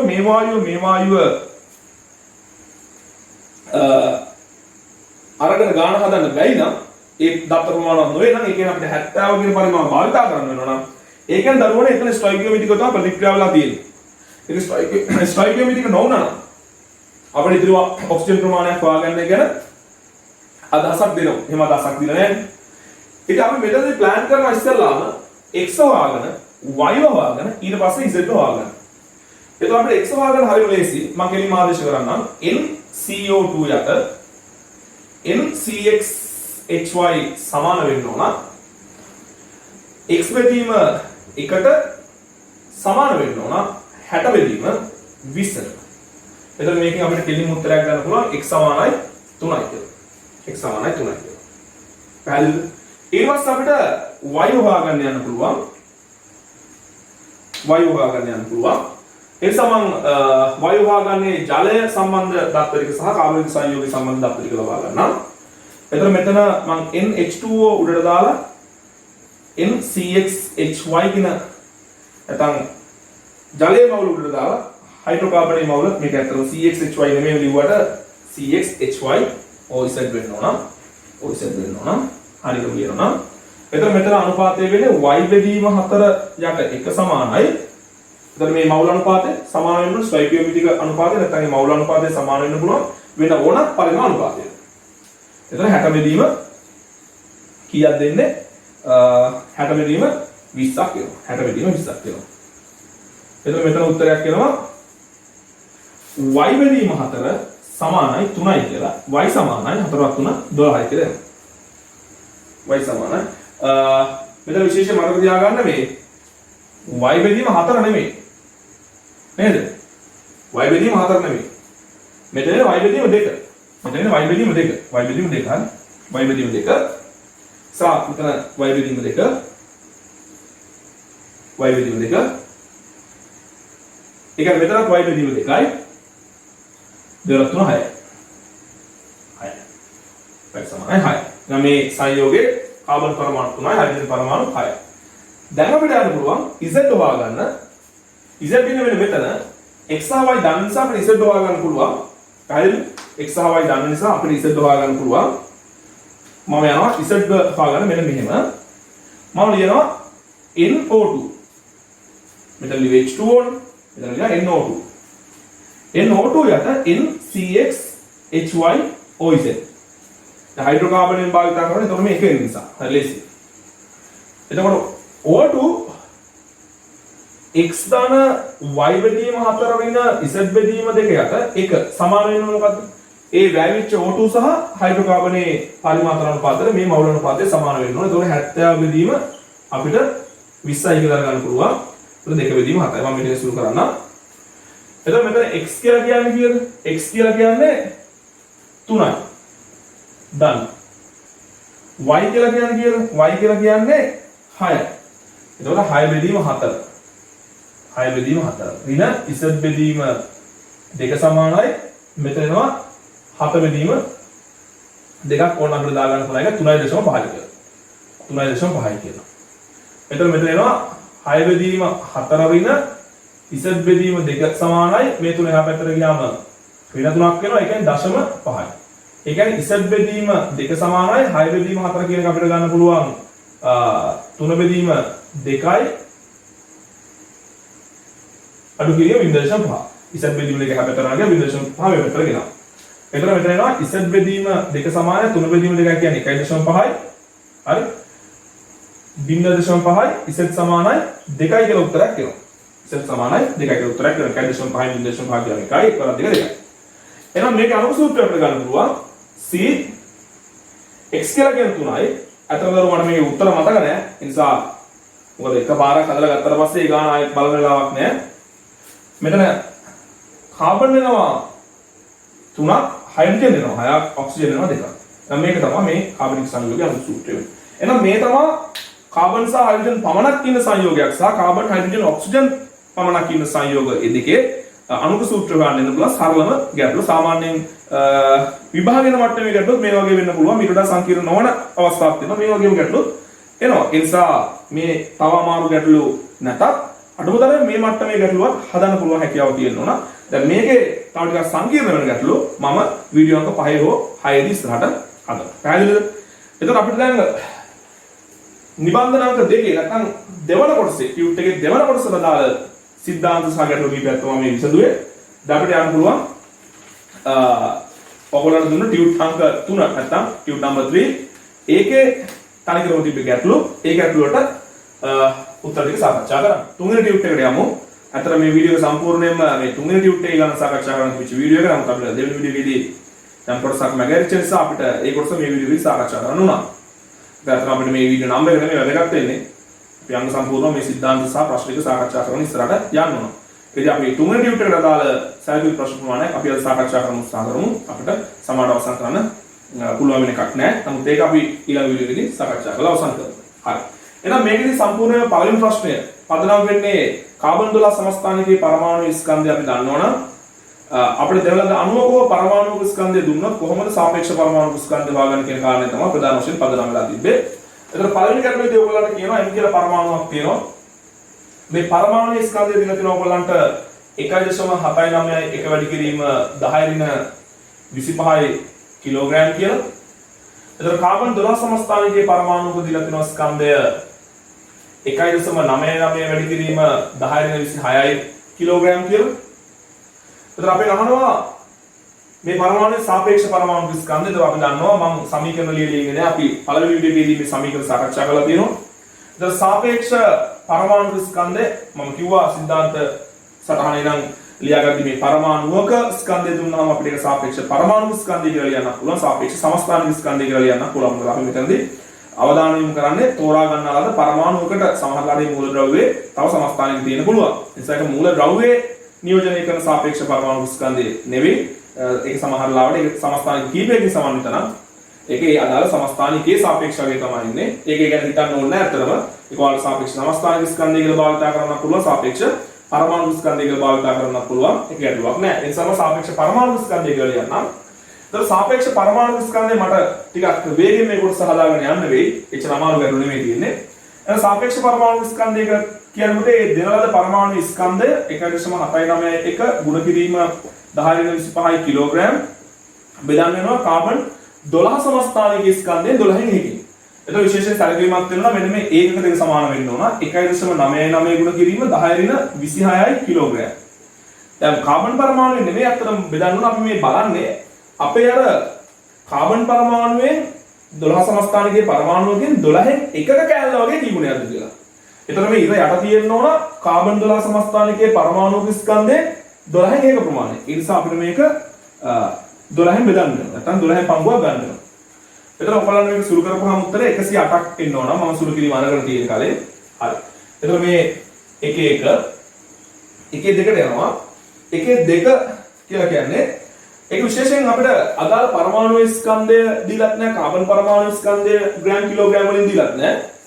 ඒකෝ කියන්නේ A කියන පරමාණු ස්කන්ධය C12 සමස්ථානික ස්කන්ධය වගේ 4.67 ගුණයක් කියලා.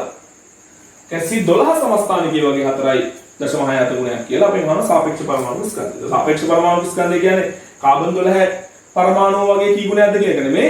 කාබන් පරමාණුවේ 12න් කාබන් පරමාණු ස්කන්ධයනොත් 12න් එකක පංගුව වගේ කී ගුණයක්ද කියන කාරණේ. ඉතින් මේක හිතලා හදන්න පුළුවන්. දැන් එහෙම නැත්නම් මේ සමීකරණයටම දාලා හදනවා නම් ක්‍රම කීපයක් තියෙනවා. හදන්න මම එක ක්‍රමයක් කියලා දෙන්නම්. දැන් මෙතනදී වා හිතන්න කාබන් 12 සමස්ථානිකයේ පරමාණු ස්කන්ධය x ග්‍රෑම් නැත්නම් x කිලෝග්‍රෑම් කියලා හිතන්න. කාබන් 12 සමස්ථානිකයේ එක පරමාණු ස්කන්ධය. එතකොට දැන් කාබන් පරමාණුව 12 සමස්ථානිකයේ වගේ 4.67 ගුණයක් කියලා තියෙන්නේ. එහෙනම් ඔයාලට මෙතනදී A කියන පරමාණු ස්කන්ධය දාගන්න පුළුවන් 4.67 x ග්‍රෑම් කියලා. හරි? කාබන් පරමාණු ස්කන්ධය වගේ 4.67 ගුණයක්. දැන් ඔයාලට මේ සමීකරණ ආදේශ කරන්න පුළුවන්. එහෙනම් A හි සාපේක්ෂ පරමාණු ස්කන්ධය සමානයි A පරමාණු ස්කන්ධය 4.67 x ග්‍රෑම් දෙවීම කාබන් පරමාණු ස්කන්ධය ඒක ග්‍රෑම් වෙනවනේ ගෑස් නෙමෙයි ග්‍රෑම්. ඔතනින් නවතින්නත් බෑ. කාබන් පරමාණු ස්කන්ධය කීයෙන් පංගුවද 12න් එකක්. එතකොට මේකේ x x කැපිලා යනවා ග්‍රෑම් ටු ග්‍රෑම් කැපිලා යනවා. වට උත්තරයක් එනවා 4.67 වතාව 12 කියලා. එතකොට මට සුළු විද්‍යාව උත්තරේ 56.04ක් බලන්න හරියද කියලා 56.04ක්. මෙතනදී ක්‍රමය හරියට ඉගෙන ගන්න නිවැරදිව ඉගෙන ගන්න. එතකොට අපි මේකේ තුන්වෙනි ගැටලුවට ගියොත් තුන්වෙනි ගැටලුවේ කියනවා ඔක්සිජන් පරමාණුක මධ්‍යස්ථ ස්කන්ධය. දැන් මේක මධ්‍යස්ථ ස්කන්ධය දුන්නා කියලා වැඩි හිතන්න යන්න එපා. මේ මධ්‍යස්ථ ස්කන්ධය කියලා කියන්නේ අර ඔක්සිජන් මූලද්‍රව්‍ය වෙන සමස්ථානික සියල්ල නියෝජනය කරන කරන තනි ඒ පරමාණු ස්කන්ධය. අතර මේ මූලද්‍රව්‍යයේ සාපේක්ෂ පරමාණු ස්කන්ධය කියන එක තමයි මේකෙන් දෙන්නේ. සාපේක්ෂ පරමාණු ස්කන්ධය කියලා මධ්‍යස්ථ ස්කන්ධය දුන්නාම සමස්ථානික මේක අඩංගුයි. සියලු සමස්ථානික මේක අඩංගුයි කියලා. තෝරා ගන්නා ලද සමස්ථානිකයක් නෙමෙයි සියලු සමස්ථානික නියෝජනය කරන ස්කන්ධයක් පරමාණුක මධ්‍යස්ථ ස්කන්ධය කියලා මේ ලැබෙනවා. ඒක මම පළවෙනි විදිහට කතා කරලා තියෙනවා. මම මෙතන මධ්‍යස්ථ ප්‍රශ්න දාන්න යන්නේ. එතනත් මම ගන්නේ සාපේක්ෂ පරමාණුක ස්කන්ධය. මම කෙලින්ම ආදේශ කරනවා. දැන් ඔක්සිජන් පරමාණුවේ දීලා තියෙනවා මධ්‍යස්ථ ස්කන්ධය 2.6යි 5ක් 10 ඍණ 26 කිලෝග්‍රෑම් කියලා. එතකොට අපි සාපේක්ෂ පරමාණු ස්කන්ධය ගන්න ඕන නම් මේ මධ්‍යම ස්කන්ධය බෙදන්න ඕන අපේ කාබන් 12 සමස්ථානිකයේ පරමාණු ස්කන්ධයෙන් 12න් එකක ප්‍රමාණය. ඒ නිසා මෙතන 1.99 වැඩි කිරීම 10 කිලෝග්‍රෑම් ඒකක සමාන වෙන දාන්න 1/12. එතකොට මේක සුළු වුණාම ඔයගොල්ලන්ට 15.97යි 9ක් 15.97ක් 9ක් මම ඒක එහෙමම තියන්නම් 16 කරන්න නැතුව මොකද මෙතන අර මධ්‍යම ස්කන්ධය දීලා තියෙන නිසා නිවැරදි උත්තරේ ඒගොල්ලෝ බලාපොරොත්තු වෙන්නේ. එතකොට මේක ආසන්නව 16 කියලා ගන්න පුළුවන්. නමුත් මම 15.979 තියනවා. එතකොට හතරවෙනි එක XC මධ්‍යම දැන් X කියලා මුල ද්‍රව්‍යයක පරමාණුක ඒ මධ්‍යම ස්කන්ධය දීලා තියෙනවා. අර මධ්‍යම ස්කන්ධය දරන ළමයින් මතක් වෙන්න ඕන අර සමස්ථානික සියල්ල නියෝජනය කරගෙන ඉන්නේ ඔබ. ඒ පරමාණු ඉන්නේ ඒ මූල ද්‍රව්‍ය සමස්ථානික සියල්ල නියෝජනය කරගෙන. ඒක දෙන්නේ නැත්නම් ඒක වැඩි හිතන්න එපා. හරි? එතකොට X කියන මූල ද්‍රව්‍යයේ පරමාණුක මධ්‍යම ස්කන්ධය කාබන් 12 මෙන් 3.34 ගුණයක්. මෙන්න මේ තියරිය පාවිච්චි කරනවා. එතකොට මේ X කියන කෙනා කාබන් පරමාණු වගේ 3.34 ගුණයක්. මම මේ දානකේ කිසිම ලොකු සම්බන්ධයක් නැහැ. මම මේ දත්තේ දාගත්තේ. මෙන්න මේ විදිහට ලියන්න. කාබන් 12 සමස්ථානිකයේ පරමාණුක ස්කන්ධය. දැන් මේ වගන්තිරේ ලියන්න ඕනේ වට මම ඉතල දාන්න ඉක්මන් කරන්න ඕන නිසා කාබන් 12 සමස්ථානිකයේ පරමාණුක ස්කන්ධය x ග්‍රෑම් කියලා හිතන්න. ඒක y කියලා හිතුව ප්‍රශ්නයක් නැහැ. හරිද? එතකොට ඔයාලට x කියන පරමාණුක ස්කන්ධය ලියන්න පුළුවන්. කාබන් වගේ 3.34 ගුණයක් නේ. එහෙනම් කාබන් වගේ 3.34 ගුණයක්. 3.34 වැඩි කිරීම x කියලා ගන්න පුළුවන්. ඒකකේ ග්‍රෑම් නම් මේකක් ග්‍රෑම් කියලා දාන්න. එහෙනම් xc සාපේක්ෂ පරමාණුක ස්කන්ධය කියන්නේ මොකක්ද? අදාළ පරමාණු ස්කන්ධය 3.34යි x ග්‍රෑම් බෙදීම කාබන් 12 සමස්ථානිකයේ පරමාණු ස්කන්ධය කීයෙන් පංගුවද 12න් පංගුව. ඒ නිසා ඉතින් මෙන්න මේ සෙට් එක දාගන්න ඕන. හරි? 1.99 වැඩි කිරීම ඒක නෑ නේද අතරම? ඒක නෑ. අපිට තියෙන කාබන් පරමාණු ස්කන්ධය x නේ. හරි. x නේ x ග්‍රෑම් වැඩි කිරීම 1/12. x කැපෙනවා. උත්තරයක් වෙනවා 3.34 වැඩි කිරීම 12. ඒ කියන්නේ සුළු කරලා ඉදීමට ආපු උත්තරේ තමයි 40.08. 40.08 කියන උත්තරය වෙනවා. කැල්සියම් පරමාණුක හිතන්න පුළුවන්. ඊට පස්සේ අපි ඉඩ ඇති වෙන්නේ මෙතන. අපි යමු පස්වෙනි ගානට. ඊට අපි මේ සුට මහාගමු. පස්වෙනි ගානට. පස්වෙනි එකේ ඇවිල්ලා තියෙනවා පරමාණුනේ අණු වලට. ඒ y කියලා සංයෝගයක් තියෙනවා. ඒකේ y කියලා අණුවක් තියෙනවා.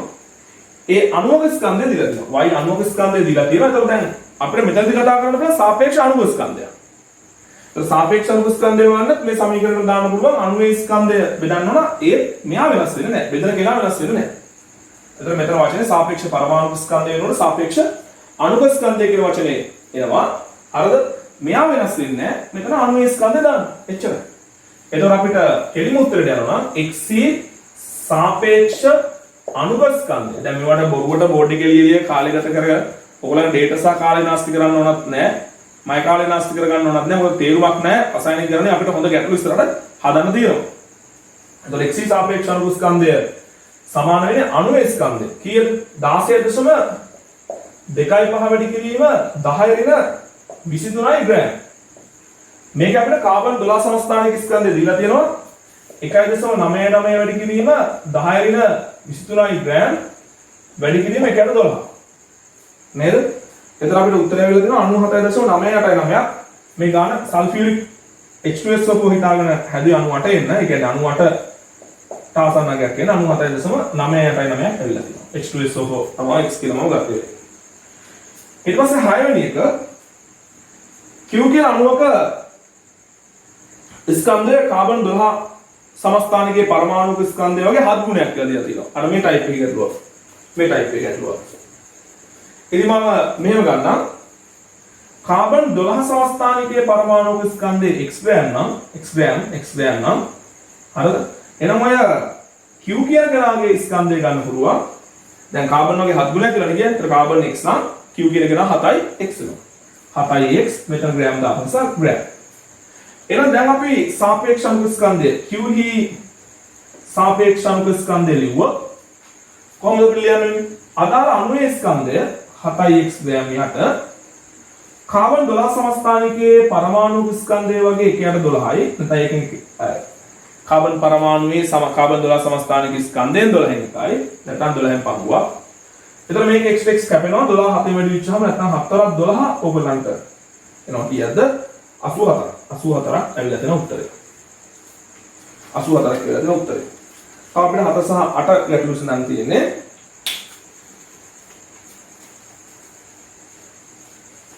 බලන්න 7 වෙනි ගැටලුව සහ 8 වෙනි ගැටලුව අපිට මොකක්ද කරන්න තියෙන්නේ කියලා. ඒ අණු සම්බන්ධවමයි අපිට ගැටලුව විසඳන්න තියෙන්නේ. විශේෂයෙන් එතනදී අපිට අණුවක මධ්‍යස්ථ ස්කන්ධය දීලා තියෙනවා. ඒකට හේතුවක් මම පළවෙනි වීඩියෝ එකේදී කිව්වා. දැන් අපි සංයෝගයක් කාබන් ඩයොක්සයිඩ් අණු ගොඩක් ගත්තාම අපිට තෝරා ගන්නාලා අණුවක සාපේක්ෂ අණු ස්කන්ධය මේ විදිහට ගණනය කරන්න පුළුවන්. නමුත් ඔය කාබන් ඩයොක්සයිඩ් අණු 100ක් විතර ගත්තොත් එතනත් එකිනෙකට වෙනස් ස්කන්ධ සහිත කාබන් ඩයොක්සයිඩ් අණු තියෙනවා. මොකද මූල ද්‍රව්‍ය වල ඒ පරමාණු වල සමස්ථානික කාබන් සමස්ථානික ඔක්සිජන් සමස්ථානික තියෙනකොට ඒ කාබන් ඩයොක්සයිඩ් අණු වල ස්කන්ධය සුළු සුළු වශයෙන් වෙනස් වෙනවා. ඒතර කාබන් ඩයොක්සයිඩ් වල සාපේක්ෂ අණු ස්කන්ධය කිව්වම අර එකිනෙකට වෙනස් ස්කන්ධ සහිත අණු නියෝජනය කරන තනි අණුවක් ගන්න ඕන. ඒකට තමයි මධ්‍යස්ථ ස්කන්ධයක් කරන් තියෙන්නේ. ඒතර අපි සංයෝගයේ සාපේක්ෂ අණු ස්කන්ධය කියලා ගන්න ඇතර මෙන්න මේ අගේ. මධ්‍යස්ථ අණුක මධ්‍යස්ථ ස්කන්ධය භාවිතා කරලා ගන්න අගේ. හරි. ඒතර හත්වෙනි එකේ අපිට කියන්නේ x කියලා අණුවක් තියෙනවා. එයාගේ මධ්‍යස්ථ ස්කන්ධය දීලා තියෙනවා 13.27 වැඩි කිරීම 10 ග්‍රෑම් කියලා.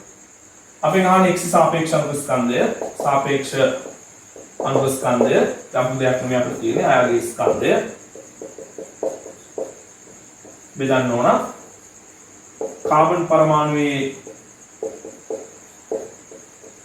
ස්කන්ධය එකට සමාන වෙන දාන්න එකකින් 12න් පංගුවකින්. එතකොට මෙන්න සුළු කරපුවාම උත්තරය ලැබෙනවා 80.02ක්.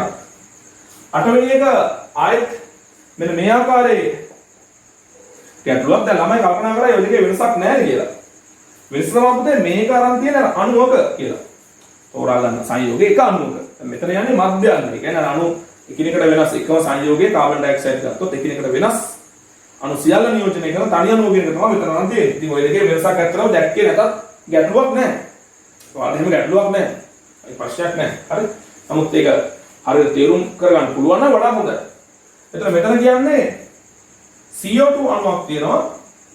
එයාගේ මධ්‍යස්ථ ස්කන්ධය කාබන් 12 ස්කන්ධය වගේ කී ගුණයක් කියලා කියන 5.3 කියලා කියනවා. ඉතින් අපි මෙතනදී කාබන් 12 සමස්ථානිකයේ පරමාණු ස්කන්ධයේ x ග්‍රෑම් කියලා දාගත්තොත් අපිට කාබන් ඩයොක්සයිඩ් අණුවක මධ්‍යස්ථ ස්කන්ධය දාගන්න පුළුවන් 5.3 ග්‍රෑම් කියලා. එහෙනම් අපිට කාබන් ඩයොක්සයිඩ් වල සාපේක්ෂ අණුක ස්කන්ධය ලියන්න පුළුවන්. ඒ කාබන් ඩයොක්සයිඩ් අණුවේ ස්කන්ධයේ බෙදීම කාබන් පරමාණුවේ කාබන් 12 සමස්ථානිකයේ පරමාණු ස්කන්ධය වැඩි කිරීම 1/12. ඔයාලා මේ හරිය පේනවද පොඩ්ඩක් බලන්න. පේන්නේ නැත්නම් මම මේ කියන කහගෙන ලියා ගන්න. 5.3 ග්‍රෑම් බෙදීම x ග්‍රෑම් වතාවක් එක බෙදීම 12. x කැපෙනවා. හරි මෙතන x දාන්න ඕන අපි 5.3 x කියලා. මෙතන 5.3 x ග්‍රෑම් වෙනවා. x ග්‍රෑම් කැපිලා යනවා. අපිට උත්තරයක් එන්නේ 5.3 ගුණ කිරීම 12. එතන සුළු කරද්දී මෙතන එනවා කීයක් දෙන්නේ? 5 12 60යි. හැබැයි ප්‍රශ්නයක් එනවා අණුව කාබන් ඩයොක්සයිඩ් වුණාට එන උත්තරේ නම් එච්චර පිළිගන්න පුළුවන් උත්තරයක් නෙමෙයිනේ.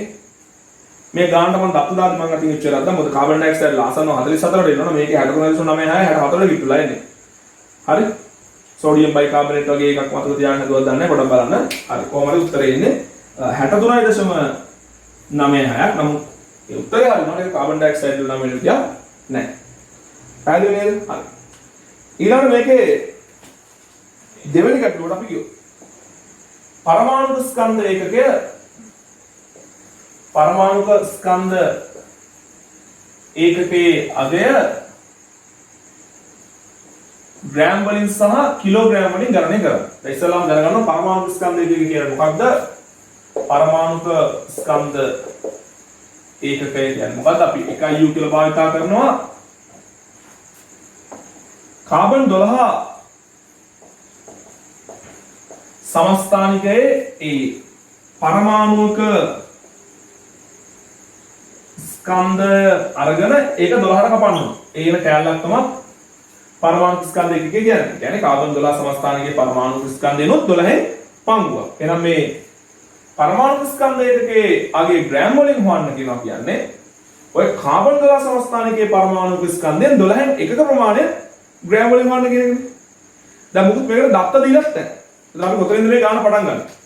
අපිට පටන් ගන්න පුළුවන් ඇවෝගාඩ්‍රෝ නියතය සහ අපි දන්නවා දැන් කාබන් වල 12 සමස්ථානිකයේ හරියටම ග්‍රෑම් 12ක් ගත්තාම එතන තියෙන පරමාණු සංඛ්‍යාව 6.223ක් කියලා අපි දන්නවා. අන්න එතනින් තමයි අපිට මේ ගාන හදාන්න දත්ත ටික අවශ්‍ය දත්ත ටික ලබා ගන්නවා. මොකක්ද? ඔයාලා දන්නවා කාබන් 12 සමස්ථානිකයේ අපි හරියටම ග්‍රෑම් 12ක් ගත්තොත් එතන තියෙන පරමාණු සංඛ්‍යාව 6.222 වැඩි කිරීම 10.3ක් දාන්න. ඒක අනිත් පැත්තට අපිට ලියන්න පුළුවන් කාබන් 12 පරමාණු මෙන්න මෙච්චර සංඛ්‍යාවක ස්කන්ධය 12යි කියලා.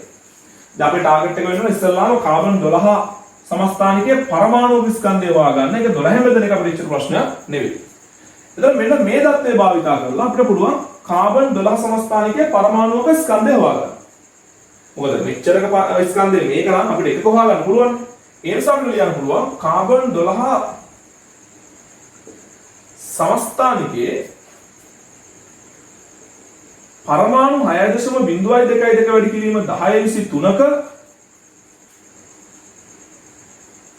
ස්කන්ධය කොච්චරද 12.000 ඕනම දාන්න පුළුවන් අපිට නැත්නම් හරියටම 12 ග්‍රෑම් 12.000 ග්‍රෑම් කියලා දාගත්තා ඒක හරියටම 12 කියන්න ඕන නිසා හරිද දැන් මේකෙන් අපිට පුළුවන් නේද කාබන් 12 සමස්ථානිකයේ පරමාණු එකක ස්කන්ධය හොයන්න මොකක්ද අපි කරන්න ඕනේ මෙන්න මේ 12.000 ග්‍රෑම් කියන එක 6.222 වැඩි කිරීම 10.3 බෙදන්න. හැබැයි අවගාඩ්‍රෝ නියතේ නම් හරිම වගේ නෙමෙයි අපි භාවිතා කරන්නේ. නමුත් අපි ගණන් සඳහා භාවිතා කරන මේ අංශය. මේක ග්‍රෑම් ඒකකේ ග්‍රෑම්. දැන් මේ ඇදලා මොකද්ද? කාබන් 12 සමස්ථානිකයේ පරමාණු ස්කන්ධය. හරිද? දැන් අපි හොයන්න මොකද්ද? කාබන් 12 සමස්ථානිකයේ පරමාණු ස්කන්ධ 12 එක. ස්කන්ධ 12 එක. එහෙනම් අපි ලියමු කාබන් 12 අපිට ටික බලන්න සමස්ථානිකයේ පරමාණුක ස්කන්ධයේ 1/12ක ස්කන්ධය මම එහෙම නිකන් ලියන්න. පස්සේ නම් ඒක සමානයි පරමාණු ස්කන්ධය කියලා දාන්න. එතකොට 12 බෙදීම 6.022 වැඩි කිරීම 10.23 ඒකෙනුත් කීයෙන් පංගුවයි 12න් පංගුවයි. ඒතර 12 කැපෙනවා. මම මෙතනින් උත්තරේ දාන්නම්. ඒතර එනවා 1/6.022 වැඩි කිරීම 10.23යි ග්‍රෑම් කියලා. මේක උත්තරය බලන්න 1.66 වැඩි කිරීම 10.24යි ග්‍රෑම් කියලා. කිලෝග්‍රෑම් කරන්න උත්තරේ 10න් බෙදන්න ඕන.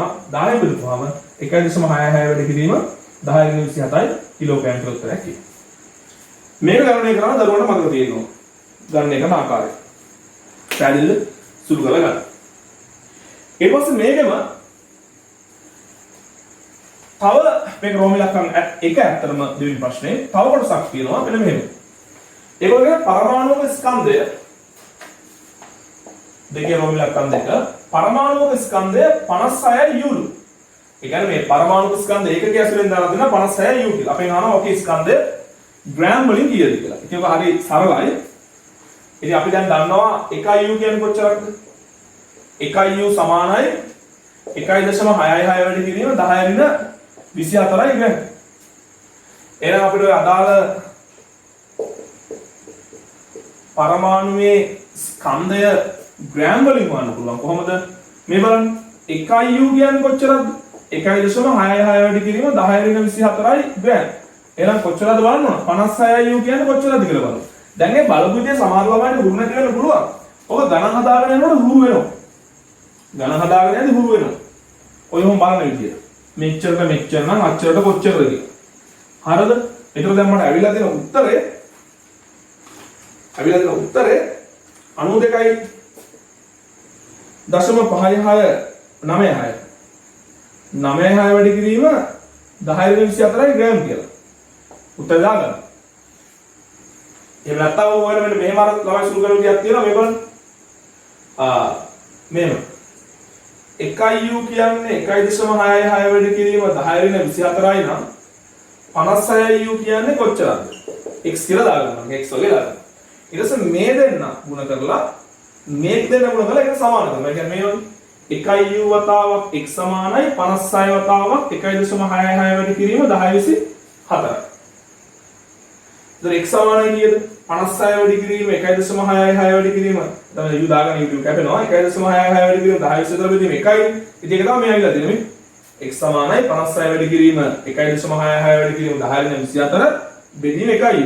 ඉතින් මේ ඇවිල්ලා තියෙන්නේ ඒක තමයි. අන්න එහෙම සුළු කරන ක්‍රමයකුත් තියෙනවා. 1යි u ට මෙච්චර නම් 56යි u ට x කියලා දාගෙන මේ දෙන්න ගුණ කරලා ඒක සමාන කරනවා මේ දෙන්න ගුණිතේ. හරස් ගුණිතේ දාලා සමාන කරනවා. පැහැදිලිද? අනේ විදිහට ඔයගොල්ලන්ට මේ ගැටලු විසඳන්න පුළුවන්. ඉතින් ඔයගොල්ලෝ වීඩියෝ එක ස්කිප් කරලා ඒ ප්‍රශ්න ස්කිප් කරලා යන්න කිසි ගැටලුවක් නැහැ. එතන තුන්වෙනි එක අහන්න අපේ පරමාණු සංඛ්‍යාව. ඒ කියන්නේ මවුල ගාණක් දීලා තියෙනවා. ඒ තුල තියෙන පරමාණු ගණන තමයි අහන්නේ. මේකට භාවිතා කරන සමීකරණය පරමාණු ගණන සමානයි පරමාණු මවුල ගාණ වතාවක් අවෝගාඩ්‍රෝ නියුටන් කියන සමීකරණය භාවිතා කරලා හරි. ඉතින් මම ගණන් කීපයක් හදන්නම් සියල්ල නැතත් පළවෙනි එක දීලා තියෙනවා සෝඩියම් පරමාණු මවුල 4.5ක් සෝඩියම් පරමාණු මවුල 4.5ක්. එතකොට අපිට ඒකේ පිළිතුර විදිහට පරමාණු ගණන සමානයි පරමාණු ගණන සමානයි 4.5යි මවුල වැඩි කිරීම අවෝගාඩ්‍රෝ නියතය 6.02 වැඩි කිරීම 10/3යි මවුලයට කියලාගේ දාන්න පුළුවන්. ඒතර ඔයගොල්ලන්ට ඒකේ පිළිතුර විදිහට ලැබෙයි 27.0.9 වැඩි කිරීම 10/3ක් වගේ එකක්. මම ඊළඟ කාලේශ කළ විතරක් කියන්නම්. අපි ඉක්මනට හදාගෙන යමු වෙලාව මදි වෙන නිසා. දැන් ඔයාලට පේරක ගණක් හදපුවාම ඊට අදාළ ඒ කියන්නේ අංකයට දෙන අනිත් ගණනුත් ඒ වගේම අපිට හදන්න පුළුවන්. ඊට පස්සේ අපිට දෙයක් තියෙනවා නයිට්‍රජන් පරමාණු මවුල 0.18යි මවුල. එතකොට මෙතන තියෙන නයිට්‍රජන් පරමාණු ගණන අපෙන් අහන්නේ. ඒතර නයිට්‍රජන් පරමාණු ගණන සමානයි 0.18යි මවුල ගුණ කිරීම 6.02 වැඩි කිරීම 10/3යි මවුලයට. එතකොට මේ විදිහට ආදේශ කරලා මේකේ පිළිතුර ලබා ගන්න. ඊට පස්සේ අපි මේකේ දෙවෙනි ගැටලුවට යනවා. ඒ කියන්නේ තුන්වෙනි එකේ එක දෙවෙනි ගැටලුවට මේ කොටස් කීපයක් තියෙනවා ප්‍රශ්න තුන්වෙනි ප්‍රධාන ප්‍රශ්නයක්දී. දෙකේ අපිට කියන්නේ පරමාණු ගානක් දීලා එතන දෙන මවුල ගානම. ඒ කියන්නේ පරමාණු ගාන අඩංගු වෙන්නේ සෝඩියම් කොච්චර මවුල ගානකද කියලා.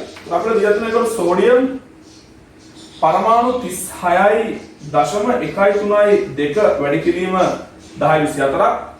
අපි මෙතන අහන්නේ කොච්චර මවුල සංඛ්‍යාවකද මේ පරමාණු ගාන අඩංගු වෙන්නේ කියලා. ඉතින් දරුවන්ට මේ සමීකරණයම භාවිත කරන්න පුළුවන් මේ ආකාරයට මවුල ගාන සමානයි අණු ගාන බෙදීම අවෝගාඩ්‍රෝ නියතය කියලා.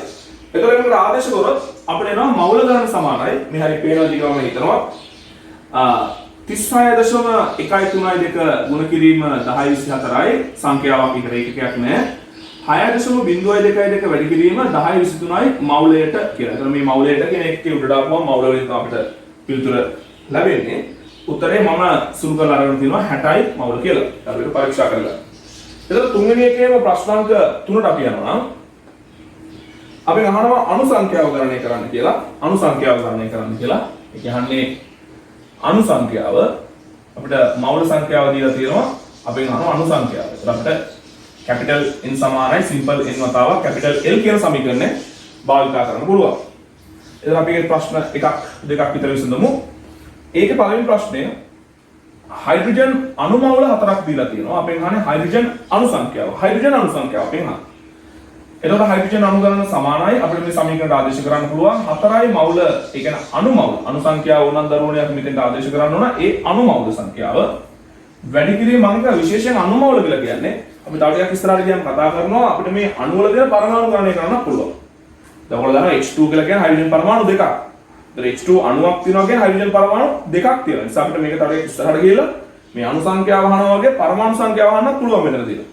දැන් මෙතන විශේෂයෙන් අණු වලින් තමයි ගාන යන්නේ. ඒතර අණු මවුල සංඛ්‍යාව වැඩි කිරීම 6.02 වැඩි කිරීම 10/3යි මවුලයට මේක කැපිලා යනවා. ඒතර මම සුළු කරලා දෙන උත්තරය 24.08 වැඩි කිරීම 10/23ක් කියලා. හරි ඒක චෙක් කරගන්න. ඒකේ අංක 2 SO2 0.08 මවුල ප්‍රමාණයක් දීලා තිනවා. අපෙන් අහනවා එතන තියෙන SO2 අණු සංඛ්‍යාව සමීකරණයට ආදේශ කරමු. එහෙනම් SO2 අණු සංඛ්‍යාව සමානයි SO2 මවුල සංඛ්‍යාව ගුණ කිරීම 6.02 වැඩි කිරීම 10.3යි මවුලයට.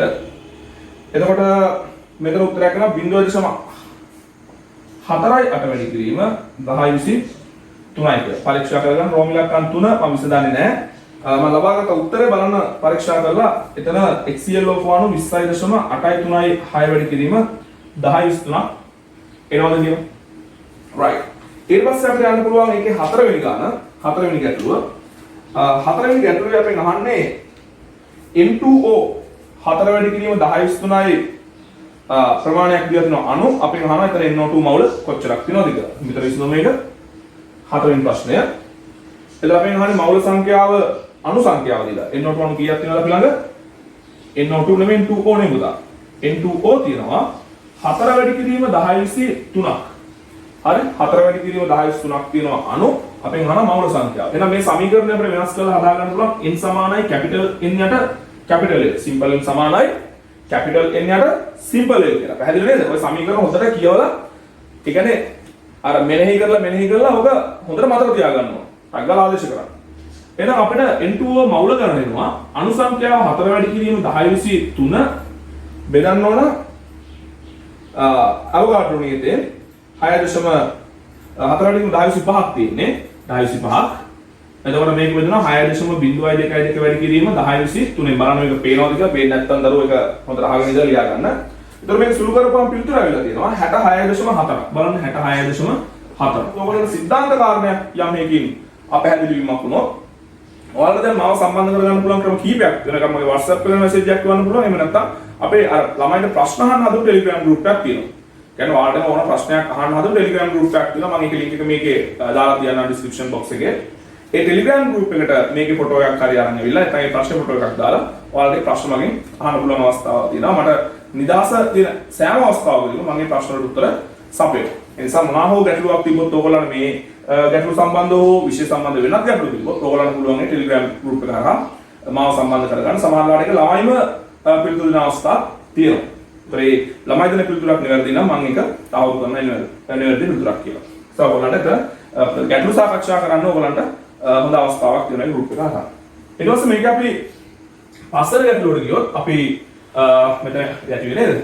පස්තර ගැටලුවට ගියොත් එතන තියෙනවා අපිට දීලා CH3OH මෙතනෝල්. කාබනික රසායනය කරපු ළමයි වගේ නම් දන්නවා මේ මෙතනෝල් ඇල්කොහොලයක්. මෙයාගේ මවුල 2.5ක් අපිට දීලා තියෙනවා.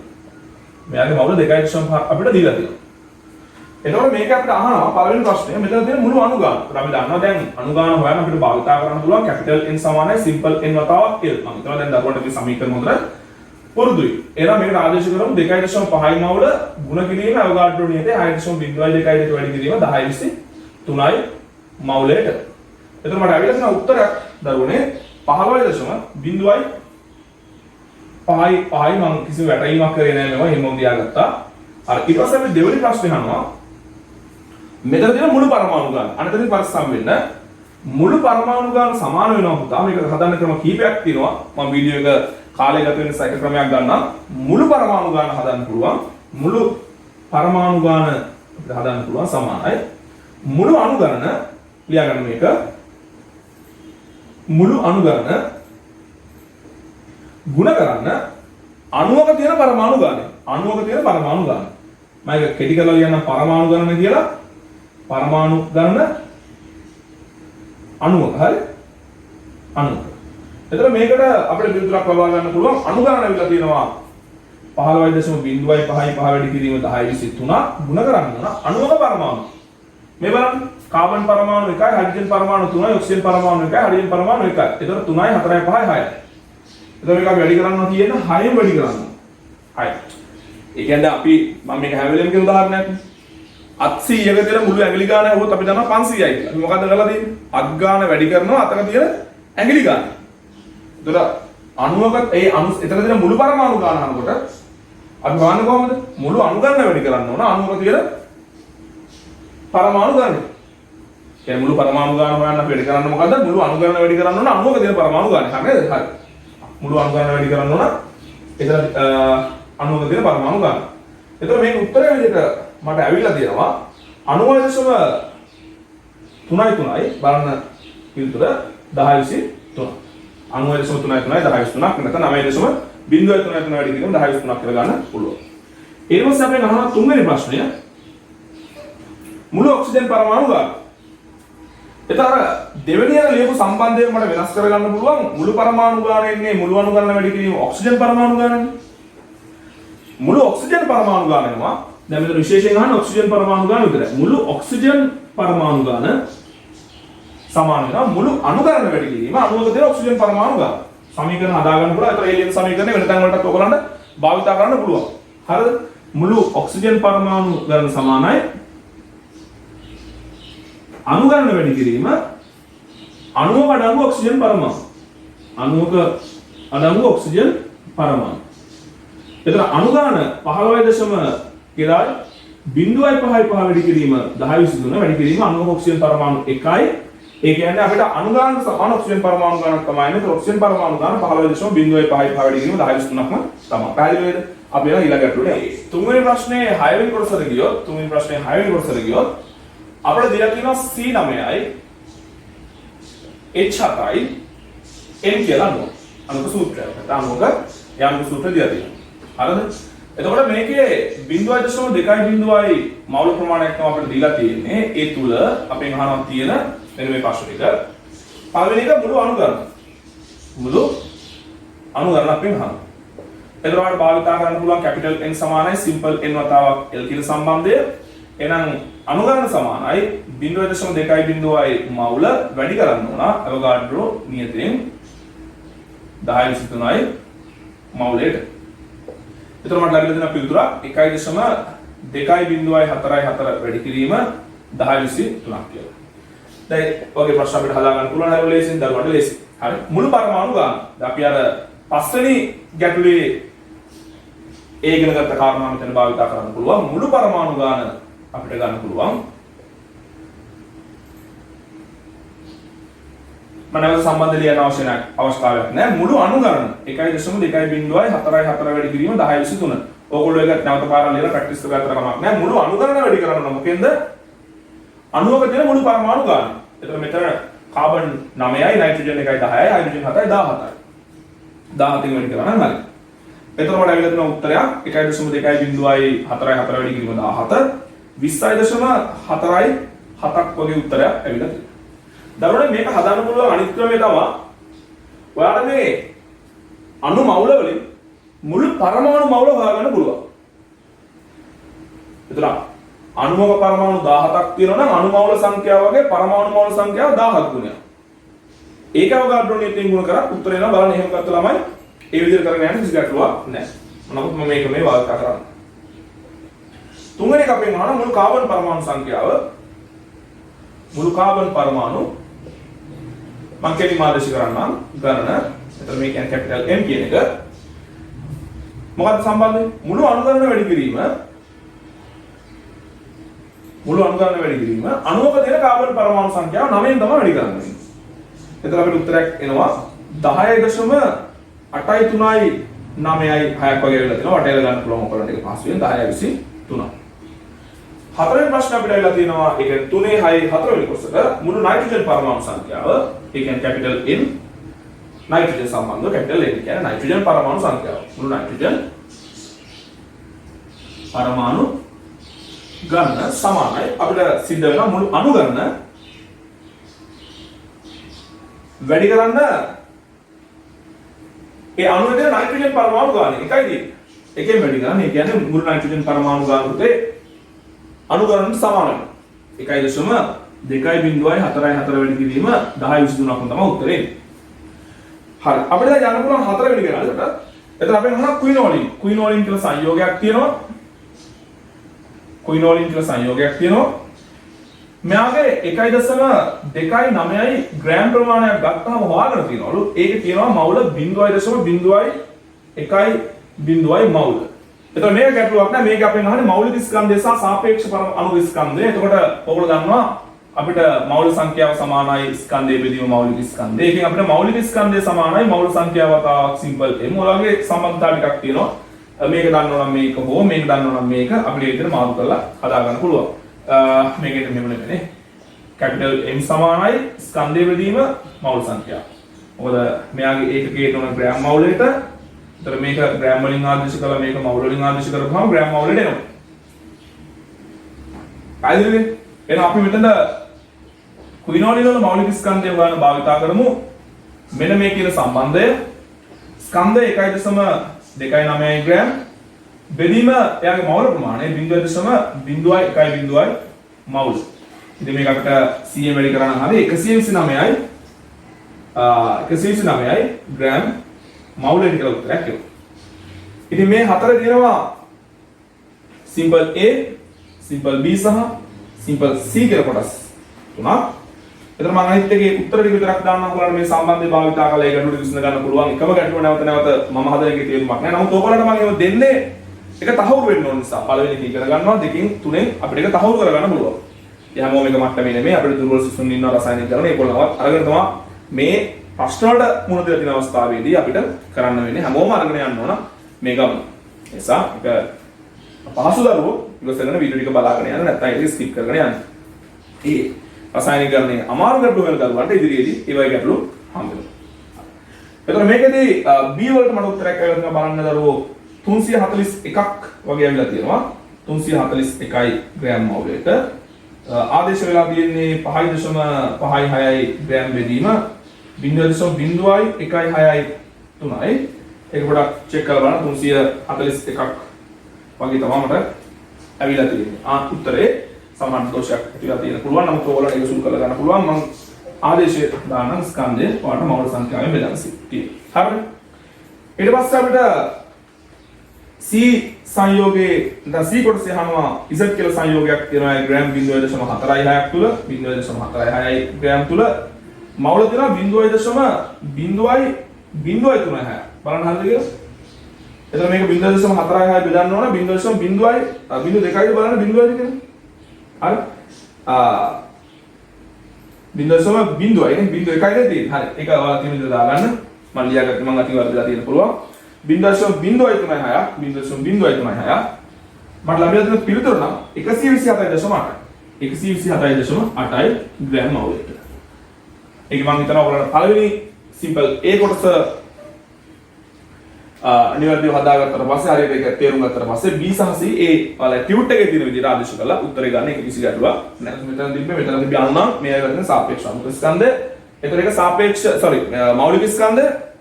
ඒතර මෞලික ස්කන්ධය සාපේක්ෂ අනුක ස්කන්ධය කරන්න පුළුවන්. මොකද මේ ග්‍රෑම් මවුලට කියන එකේ අයින් කළා. දැන් මෙයාගේ මෞලික ස්කන්ධය 129යි ග්‍රෑම් මවුලට වෙනකොට සාපේක්ෂ අනුක ස්කන්ධය 129යි කියලා දාගත්තා නම් හරි.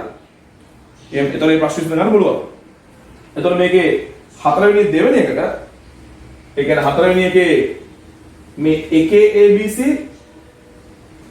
ABC දෙවෙනි එකට ඔයගොල්ලන් එනවා XC මෞලික ස්කන්ධය 128යි ග්‍රෑම් මවුලට කියලා. මේ X කියන්නේ පරමාණුවක් මම හිතන්නේ. ඒතර යාට අපිට කතා කරන්න පුළුවන් සාපේක්ෂ පරමාණු ස්කන්ධය 108යි කියලා ගන්න පුළුවන්. පැහැදිලිද? එහෙනම් අපිට අන්න පුළුවන් හතරවෙනි එකේ තුන්වෙනි එක NO2 වලින් ග්‍රෑම් 0.12ක් දීලා එතන තියෙන මුළු පරමාණු සංඛ්‍යාව දැන් දරුවෝ දන්නවා ඔය සංයෝගයේ උතන තියෙන ඔය ස්කන්ධය තුළ තියෙන අණු සංඛ්‍යාව හොයාගත්තොත් ඒ අණු සංඛ්‍යාව තුළ තියෙන මුළු පරමාණු සංඛ්‍යාව හොයාගෙන අපි ඉස්සලා තුන්වෙනි ගැටලුවේ තුනේ අර අණු කොටස් 5 සහ 6 දී කතා කරා. අපිට තියෙන්නේ මේ මුළු අණු සංඛ්‍යාව ගුණ කරන්න අණුවක තියෙන පරමාණු ගන්න. දැන් උතන අණු වල නැත්නම් සංයෝගයේ ස්කන්ධයක් දීලා තියෙන නිසා සංයෝගී ස්කන්ධයක් දීලා තියෙන නිසා ඔයාලා ඉස්සල්ලා මෙතන සංයෝග මවුල ගන්නවා වගේන ඊට පස්සේ තමයි සංයෝගයේ අණු සංඛ්‍යාව වගේන මුළු පරමාණු සංඛ්‍යාවට යන්න වෙන්නේ. එහෙම නැත්නම් තව ක්‍රම තියෙනවා. නමුත් මම ඔය කියපු පිළිවෙලට හදන්න. එතකොට මේ හතරේ තුන්වෙනි ගැටලුවේ 1. හරිද? එතකොට මෙතනදී මම 1 කියන එකට යන්න කලින් ඔයගලන්ට ඒ ගැටලු ඒ හතරේ තුන කොටසේ තියෙන ගැටලු ටික විසඳ ගන්න කොහොමද අපි සමීකරණ ටික සකස ගන්න ඕන කියලා ඔයගලන්ට කියලා දෙන්න. එතකොට මෙතනදී අපිට ස්කන්ධයක් දීලා තියෙන නිසා අපිට මෞල සංඛ්‍යාව හොයාගන්න පුළුවන් ස්කන්ධය මෞලික ස්කන්ධේ බෙදලා. අපිට මුළු අණු සංඛ්‍යාව හොයාගන්න නම් අපිට මේ මෞල සංඛ්‍යාව අවගාඩ්‍රෝ නියතයෙන් වැඩි කරන්න ඕන.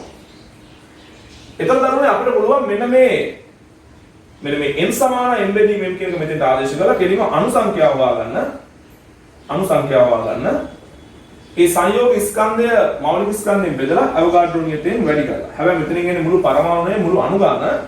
ඒ මුළු අණුගාන හොයාගත්තට පස්සේ අපිට මුළු පරමාණු ගාන හොයාගන්න පුළුවන්. මම කලින් කිව්වා ඒ අණු සංඛ්‍යාව මෙතන දාපු සංකේතයෙන් දැම්මොත් අණු වැඩි කිරීම හරි අණුවක අඩංගු පරමාණු සංඛ්‍යාව. අණුවක අඩංගු පරමාණු සංඛ්‍යාව.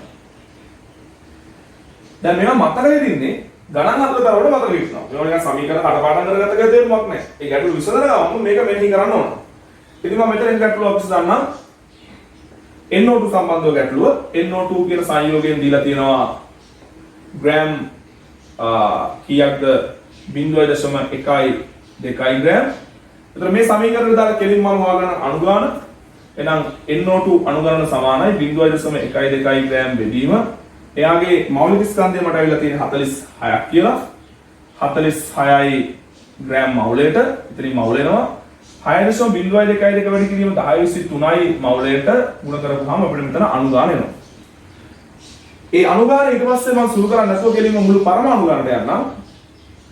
මුළු පරමාණු ගානට ගියාම මට දෙන මේ අණු සංඛ්‍යාව වැඩි කරන්න අණුවක තියෙන පරමාණු ගාන. ඒ කියන්නේ මෙන්න මේ සමීකරණය දාන්න තියෙන්නේ මුළු පරමාණු සංඛ්‍යාව වෙනවා අණු ගාන ගුණ කිරීම අණුවක තියෙන මුළු පරමාණු ගාන. එතකොට මෙන්න අණු ගාන මුළු පරමාණු 3ක් තියෙනවා වලට වෙන ඔක්සිජන් පරමාණු 2යි නයිට්‍රජන් පරමාණු 1යි. එහෙනම් ඒ අණු ගාන ඒ අණුවේ තියෙන මුළු පරමාණු ගානය වැඩි කරා නම් ඔතන තියෙන අණුවක තියෙන මුළු පරමාණු ගානය වැඩි කරා නම් මෙන්න මේ ස්කන්ධය තුල තියෙන මුළු පරමාණු ගානය එනවා. උදේ අණුවක තියෙන පරමාණු සහ මෙන්න මේ සංයෝගය තුල තියෙන මුළු පරමාණු කියන අතර ලොකු වෙනසක් තියෙනවා කියන එක මතක තියාගන්න ඕන. ඒක තේරුම් ගන්න උත්සාහ කරන්න ඕන. එතන මෙතන 0.12 යට 46 ගුණ කිරීම 6.02 වැඩි කිරීම 10/3 ගුණ කිරීම 3යි. බලන්න මට උත්තරයක් කියලා තියෙනවා 0.04 වැඩි කිරීම 10/3.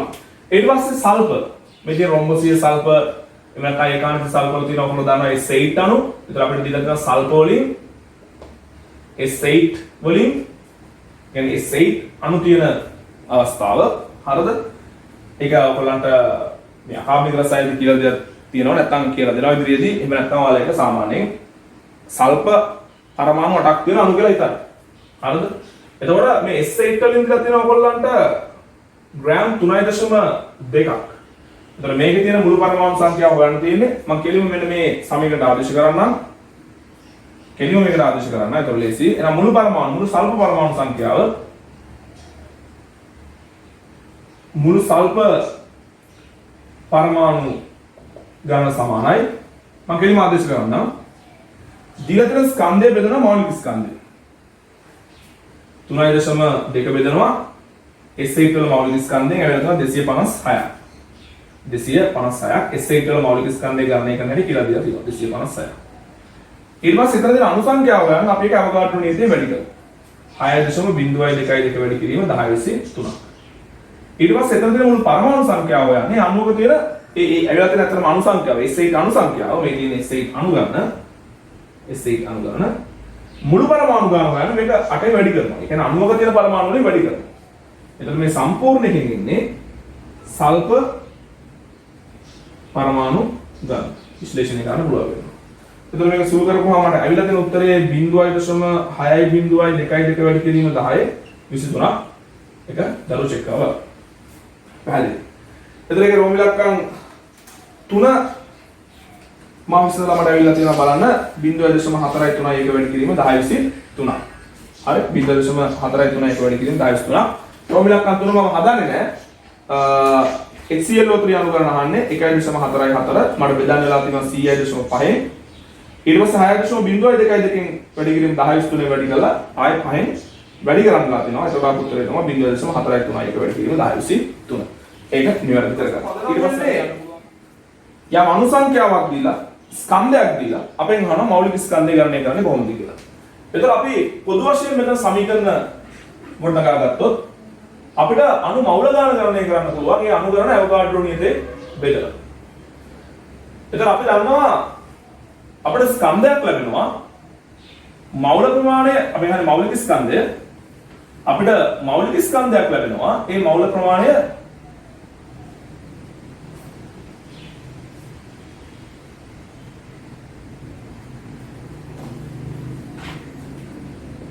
අපිට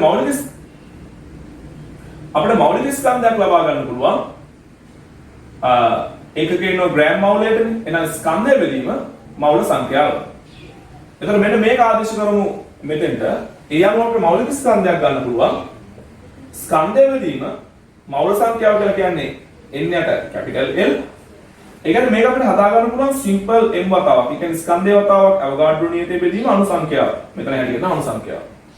ඒ කියන්නේ අපිට මේක ආදේශ කරන්න තියෙන්නේ මෞලික ස්කන්ධය ගන්න කෙලින්ම ස්කන්ධය අවගාඩ්‍රෝ නියතය. ඒ කියන්නේ 6.02 වැඩි කිරීම 10 ස්තෝන්ද දාගමු ඕන නම් මෞලයට බෙදීම දීලා තියෙන අණු සංඛ්‍යාව. මේ සමීකරණ කටපාඩම් කරගන්න ඕනේ නැහැ. මේ වගේ අවස්ථාවේ හැටියට ගොඩනගා ගන්න පුළුවන් වෙනවා. මේ වගේ මූලික කාරණා මතක තියෙන. මූලික සම්බන්ධතා මතක තියාගත්තාම ඇති. එතකොට මේකට කෙලින්ම ආදේශ කරන්න මේක අපේ පළවෙනි ප්‍රශ්නය නැත්නම් සිම්පල් A ගත්තාම අපිට A කියලා සංයෝගයේ අණු 2.4යි 0.8යි 8 වැඩි කිරීම 10 22ක් දීලා තියෙනවා. ඒ අණු සමූහයේ නැත්නම් ඒ සංයෝගයේ ස්කන්ධය එතනදී වෙලා තියෙනවා 3.9යි 2ක් ග්‍රෑම් වලින්. දැන් අපි කෙලින්ම මේකට ආදේශ කරමු. අපිට සංයෝගයේ මෞලික ස්කන්ධය එනවා. මොකක්ද අපි කරන්න ඕන? ස්කන්ධය 3.9.2 ග්‍රෑම් බෙදීම නැත්නම් ගුණ කිරීම අවගාඩ්‍රෝ නියතය 6.02 වැඩි කිරීම 10.23යි මෞලයට මම දාගෙන දාපු නිසා ග්‍රෑම් දාපු නිසා මෞලයට දාන්න. ඒක එකකේ ග්‍රෑම් මෞලයට එනවා. මේක බෙදන්න තියෙන්නේ අණු සංඛ්‍යාවෙන් 2.4යි 0.8යි 8 වැඩි කිරීම 10.22යි.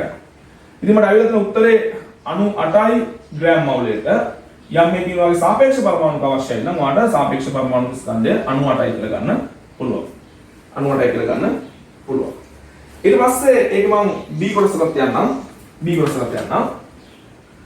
මට මෙතන ඉස්සර ගන්න පුළුවන් මේ ප්‍රශ්නේ. හරි. එතන කෙලින්ම ආදේශ කරන්න B කොටසේ අපෙන් අහන්නේ D සංයෝගයේ ග්‍රෑම් 0.86ක් තුල අණු තියනවලු 0.06යි 2 ගුණ කිරීම 10.23. එතන අපෙන් අහන්නේ මේ සංයෝගයේ මෞලික ස්කන්ධය. එහෙනම් මෞලික ස්කන්ධය අපිට ගන්න පුළුවන් 0.86 ස්කන්ධයේ බෙදීම 6.02 වැඩි කිරීම 10.3 අවගාඩ්‍රෝ. හරි. මෙතන දාන්න ඕන එයාගේ අණු සංඛ්‍යාව. ඒ කියන්නේ 0.06 ගුණ කිරීම 10.3 උඩට යනවා අවගාඩ්‍රෝ නියතේ 6.02 වැඩි කිරීම 10.23යි. ඒක ගලාපු නිසා මම අතකට එක ගෙල්ලෙන්නේ නැහැ. මෙතන ග්‍රෑම් මවුලට උත්තරේ එන්නේ 83.5ක් තමයි මට සුළු කරලා දෙවිලා තියෙන උත්තරේ. 83.5ක් තමයි සුළු කරලා දෙවිලා තියෙන උත්තරේ. ඒකක එන්න ඕන ග්‍රෑම් මවුලට. ඒක සාපේක්ෂ අණු ස්කන්ධය වුණා 83.5ක් කියලා ගන්න පුළුවන්. මේක C කොටසේ උත්තරේ. C කොටසේ උත්තරේ මට අවිල්ල තියෙනවා බලන්න 43.999යි ග්‍රෑම් මවුලට කියලා උත්තරයක්. මම කාබන් ඩයොක්සයිඩ් කියලා හිතාන තමයි දාන නිර්මාණය කරේ 44ක් ආසන්න වෙන්න.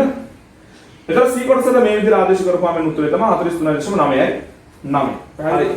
හරි දරුවනේ වීඩියෝ එකේ කාලය ගොඩක් ගත වෙන නිසා දැන් මම හිතනවා ඔයාලට මේ විසඳපු ගැටළු වලින් මේ හතරවෙනි එකේ ඉතුරු ගැටළු ටික විසඳන්න පුළුවන්. ඒ කියන්නේ අපිට 4 5 6 වගේ ගැටළු ටික විසඳන්න පුළුවන්. මම හත්වෙනි ගැටලුවක් උකරන්න ඉස්සදාන්න පුළුවන්. මොනවා හරි ගැටලුවක් තිබ්බොත් ඒක මගෙන් ඔයගොල්ලෝ විමසන්නේ පිළිතුරු නිවැරදිද කියලා. නැත්නම් මම උත්සාහ කරනවා ඩිස්ක්‍රිප්ෂන් බොක්ස් එකේ මේක මාර්කින් එක දාලා තියන්න. එතකොට මම යනවා කෙලින්ම ගැටලු අංක 8 9 සහ 10ට. අපි ඒක විසඳලා අද වීඩියෝ එක අවසන් කරමු. හරි. ගැටලු අංක 8 ඔයගොල්ලන්ට කියනවා මේ මානව ඉන්සියුලින් ගැන. හරිද? මානව ඉන්සියුලින් ගැන කියනවා.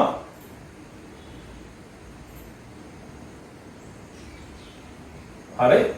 ඒගොල්ලෝ අපිට දෙන දත්තයක් මෙයාගේ අපෙන් අහන්නේ ඇත්තටම මෙන්න මේක තමයි ප්‍රින්ටිං මිස්ටේක් එක තියෙනවා. මේකේ අයන් පරමාණු සංඛ්‍යාව කියලා දීලා තිබ්බා. මේකෙන් අහන්නේ කාබන් පරමාණු සංඛ්‍යාව. අහන්නේ කාබන් පරමාණු සංඛ්‍යාව. ඒ දීලා තියෙන දත්ත ඇසුරේ කාබන් පරමාණු සංඛ්‍යාව. එතකොට අපිට ඒගොල්ලෝ දීලා තියෙනවා මෙයාගේ මෞලික ස්කන්ධය 5808යි ග්‍රෑම් මවුලට කියලා. ග්‍රෑම් මවුලට කියලා. එතකොට මේකේ තව කාරණයක් කියනවා කාබන් වල ස්කන්ධ ප්‍රතිශතය. කාබන් වල يعني ඉන්සියුලින් ගත්තාම කාබන් වල ස්කන්ධ ප්‍රතිශතය 53.99.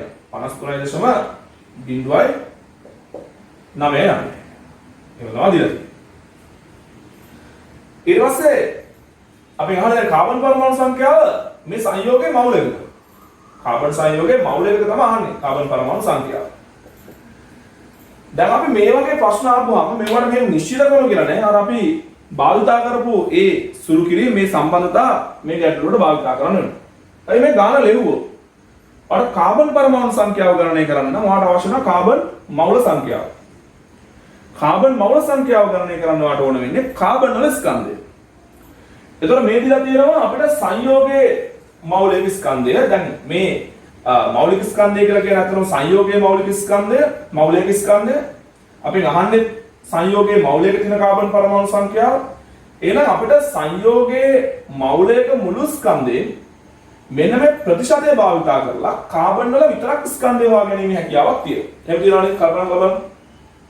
එහෙම නැත්නම් බලන්න මම මේ ලියන එක හරිද කියලා. මම ලියනවා සංයෝගයේ මෞල එකක ස්කන්ධය. මෞලික ස්කන්ධය. දැන් මගේ අරමුණ තමයි මෞලයක තියෙන කාබන් ටික හොයාගෙන එතනින් කාබන් මෞල හොයාගෙන කාබන් පරමාණු වලට යන්නේ. ඒක සංයෝගයේ මෞලික ස්කන්ධය අපිට මෞලික ස්කන්ධය විදිහට භාවිත කරන්න පුළුවන් 5808යි ග්‍රෑම් කියලා. දැන් මෞලික ටික දාන්න අවශ්‍යතාවයක් නැහැ. මෞලික කියලා දෙන්න නිසා. එතකොට මේකේ අපිට ගන්න පුළුවන් සංයෝගයේ මෞලික කාබන් ස්කන්ධය කොහොමද? 5808යි ග්‍රෑම් කියන්නේ කෙලින්ම සංයෝගයේ මෞලික ස්කන්ධය. ඕකේ 100ට 53.09ක් තියෙනවා. කවුද? කාබන්. ඔබ සුළු කර 30.84ක් ඒ කියන්නේ 3084ක්. අතරම දරුවනේ මේනේ ග්‍රෑම්. දැන් මේ ඇවිල්ලා තියෙන මොකක්ද? මේ ඇවිල්ලා තියෙන ඉන්සියුලින් වල මවුල එකක තියෙන කාබන් ස්කන්ධය. දැන් මෙතනින් අපිට පුළුවන් කාබන් පරමාණු මවුල ගන්න හොයාගන්න.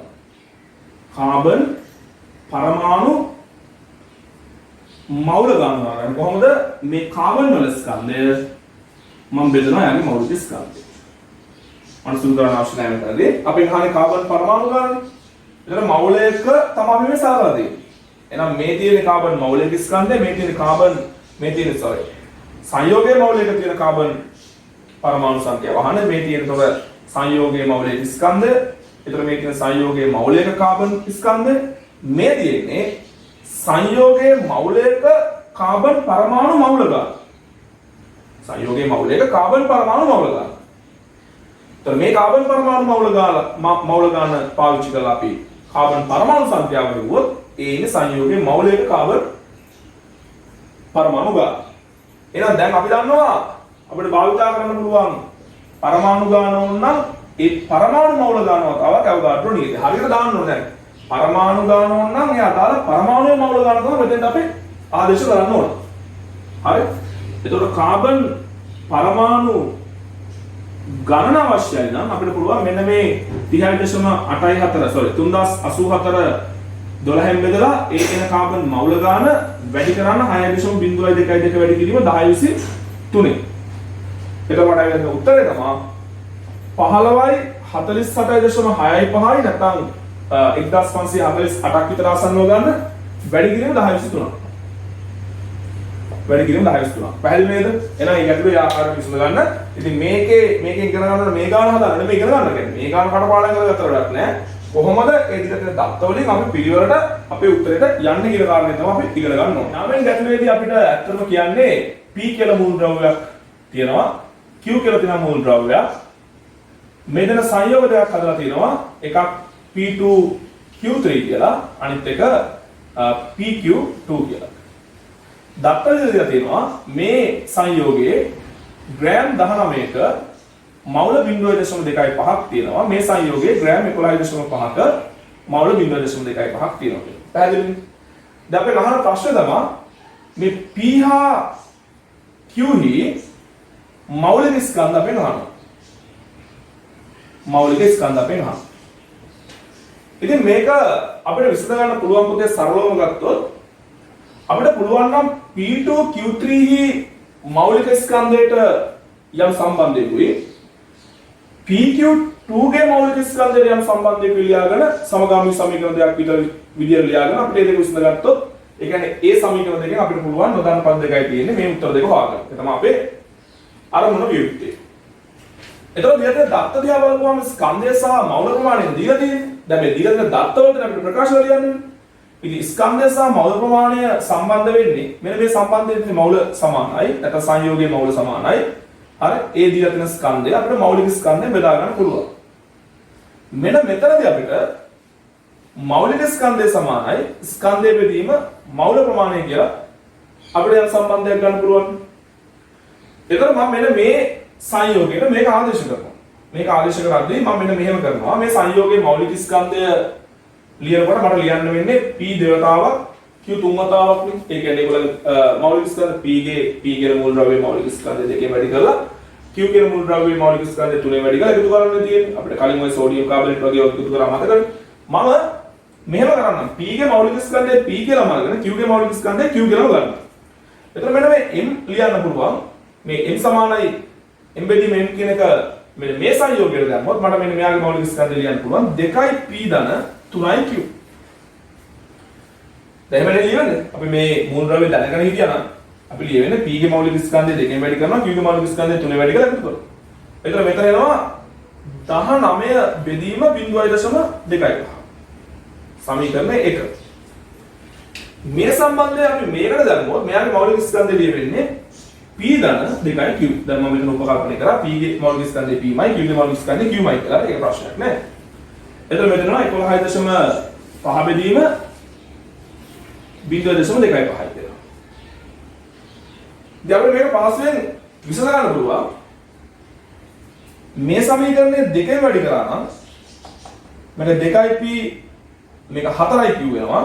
ඒතර මම සමීකරණය 2 වැඩි කරනවා 2 සමීකරණය 2 වැඩි කරනවා 2. ඒතර මට එනවා 2යි q ධන 2යි p ධන 4යි q සමානයි 11.5 බෙදීම 0.25 වැඩි කිරීම 2යි කියලා. ඒක සමීකරණය 3 කියලා ගන්න. එතන මේක අපිට ලියා ගන්න පුළුවන් 2යි p ධන 4යි q සමානයි 11.5 0.25 බෙදුවම 46ක් වෙනවා. එතකොට මෙතන 92යි කියලා උත්තරයක් එයිවාට. අපි මේක සමීකරණය 3 කියලා දාගමු. දැන් ඔයාලට පුළුවන් මොකද මේකේ q හොයාගන්න. මොකද කරන්නේ? ඔයා තුන්වෙනි එකේ මෙන්න මේක අඩු කරන්න. තුන්වෙනි එකෙන් මොකද අඩු කරන්න ඕන? පළවෙනි සමීකරණය අඩු කරන්න. මේක අඩු කරපුවම වාට උත්තරයක් එනවා q ට 16යි කියලා. q ට නම් උත්තරය 16 කියලා. ඒක ගන්න උත්සාහ කරන්න. සුළු කිරීම මම කරන්නේ නැහැ වෙලාව නිසා. q ට 16යි කියලා එනවා. ඊට පස්සේ ඒ 16 කියන එක ඔයා මෙන්න මේ සමීකරණ දෙකකින් එකට ආදේශ කරලා ඔයාලට පුළුවන් p හොයා ගන්න. ඔයාලට p ව 14යි කියලා එනවා. ඉතින් මෙතනදී ප්‍රශ්නේ තියෙන්නේ මේ ගැටලුව වායු විභාගයේද කියන එක නෙමෙයි. දැන් ඒ දීලා තියෙන දත්ත වලට කොහොමද අපි මේ සම්බන්ධතා ලියාගෙන පිළිතුරු ගන්න කියන කාරණේ. දැන් මේක තමයි අපිට මේ රසායනිකීකරණය දිගට ප්‍රැක්ටිස් කරන්න වෙන්නේ. මොනවාද දීලා තියෙන දත්ත, මොනවාද ඒගොල්ලෝ වහන්නේ, මොනවාද අපි ලියන සම්බන්ධතා, ඊට පස්සේ කොහොමද අපි උත්තරේ ගන්න. සුළු කිරීම ඉතාලි වර්ධනය කරන්න ඕන නැත්නම් අපිට අවසාන උත්තරේ එන්නේ නැහැ. ඒ නිසා සුළු කිරීම කියන එක මේකදී අතිශය වැදගත් කාරණයක්. ඒතර සම්බන්ධතා කියන වර්ධනය ලියාගෙන සුළු කිරීම වර්ධනයක් කරක් නැහැ.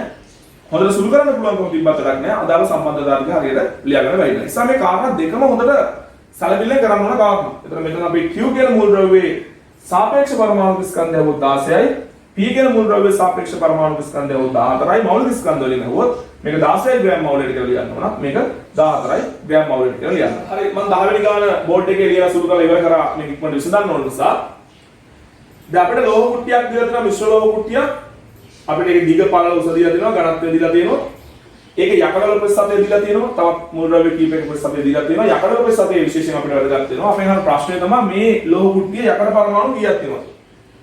දැන් යකඩ පරමාණු ගාන හොයාගන්න අපිට මේ සමීකරණය භාවිතා කරන්න වෙනවා. යකඩ පරමාණු ගාන ඕන නම් යකඩ මෝල සංඛ්‍යාව ඕන. දැන් ප්‍රශ්නේ තියෙන්නේ යකඩ මෝල සංඛ්‍යාව අපි දන්නේ නැහැ. ඉතින් බලන්න යකඩ මෝල ගාන හොයාගන්නේ කොහොමද කියලා. යකඩ මෝල ගාන හොයාගන්න වෙන්නේ මේ ලෝහ කුට්ටියේ තියෙන යකඩවල විතරක් ස්කන්ධය 56න් බෙදන්න ඕන. එතකොට යකඩවල මෝල ගාන එනවා. ඇයිලන ප්‍රශ්නේ මේ ලෝහ කුට්ටියේ යකඩවල ස්කන්ධය අපි දන්නවද? දන්නේ නැහැ. එතන බලනවා මේ දිලා තියෙන දත්තත් එක්ක අපි දන්නේ මොනවද මේ සම්බන්ධය. අපි දන්නවා මේ ලෝහ කුට්ටියේ ග්‍රෑම් 100ක් ගත්තොත් යකඩ ග්‍රෑම් 44.7ක් තියෙනවා කියන එක තමයි ඔක් කියන්නේ. ඔය 44.7යි 100 ගියා දිලා දෙකකින් කියන්නේ ලෝහ කුට්ටියේ ග්‍රෑම් 100ක් ගත්තොත් 44.7ක් ග්‍රෑම් යකඩ තියෙනවා කියලා.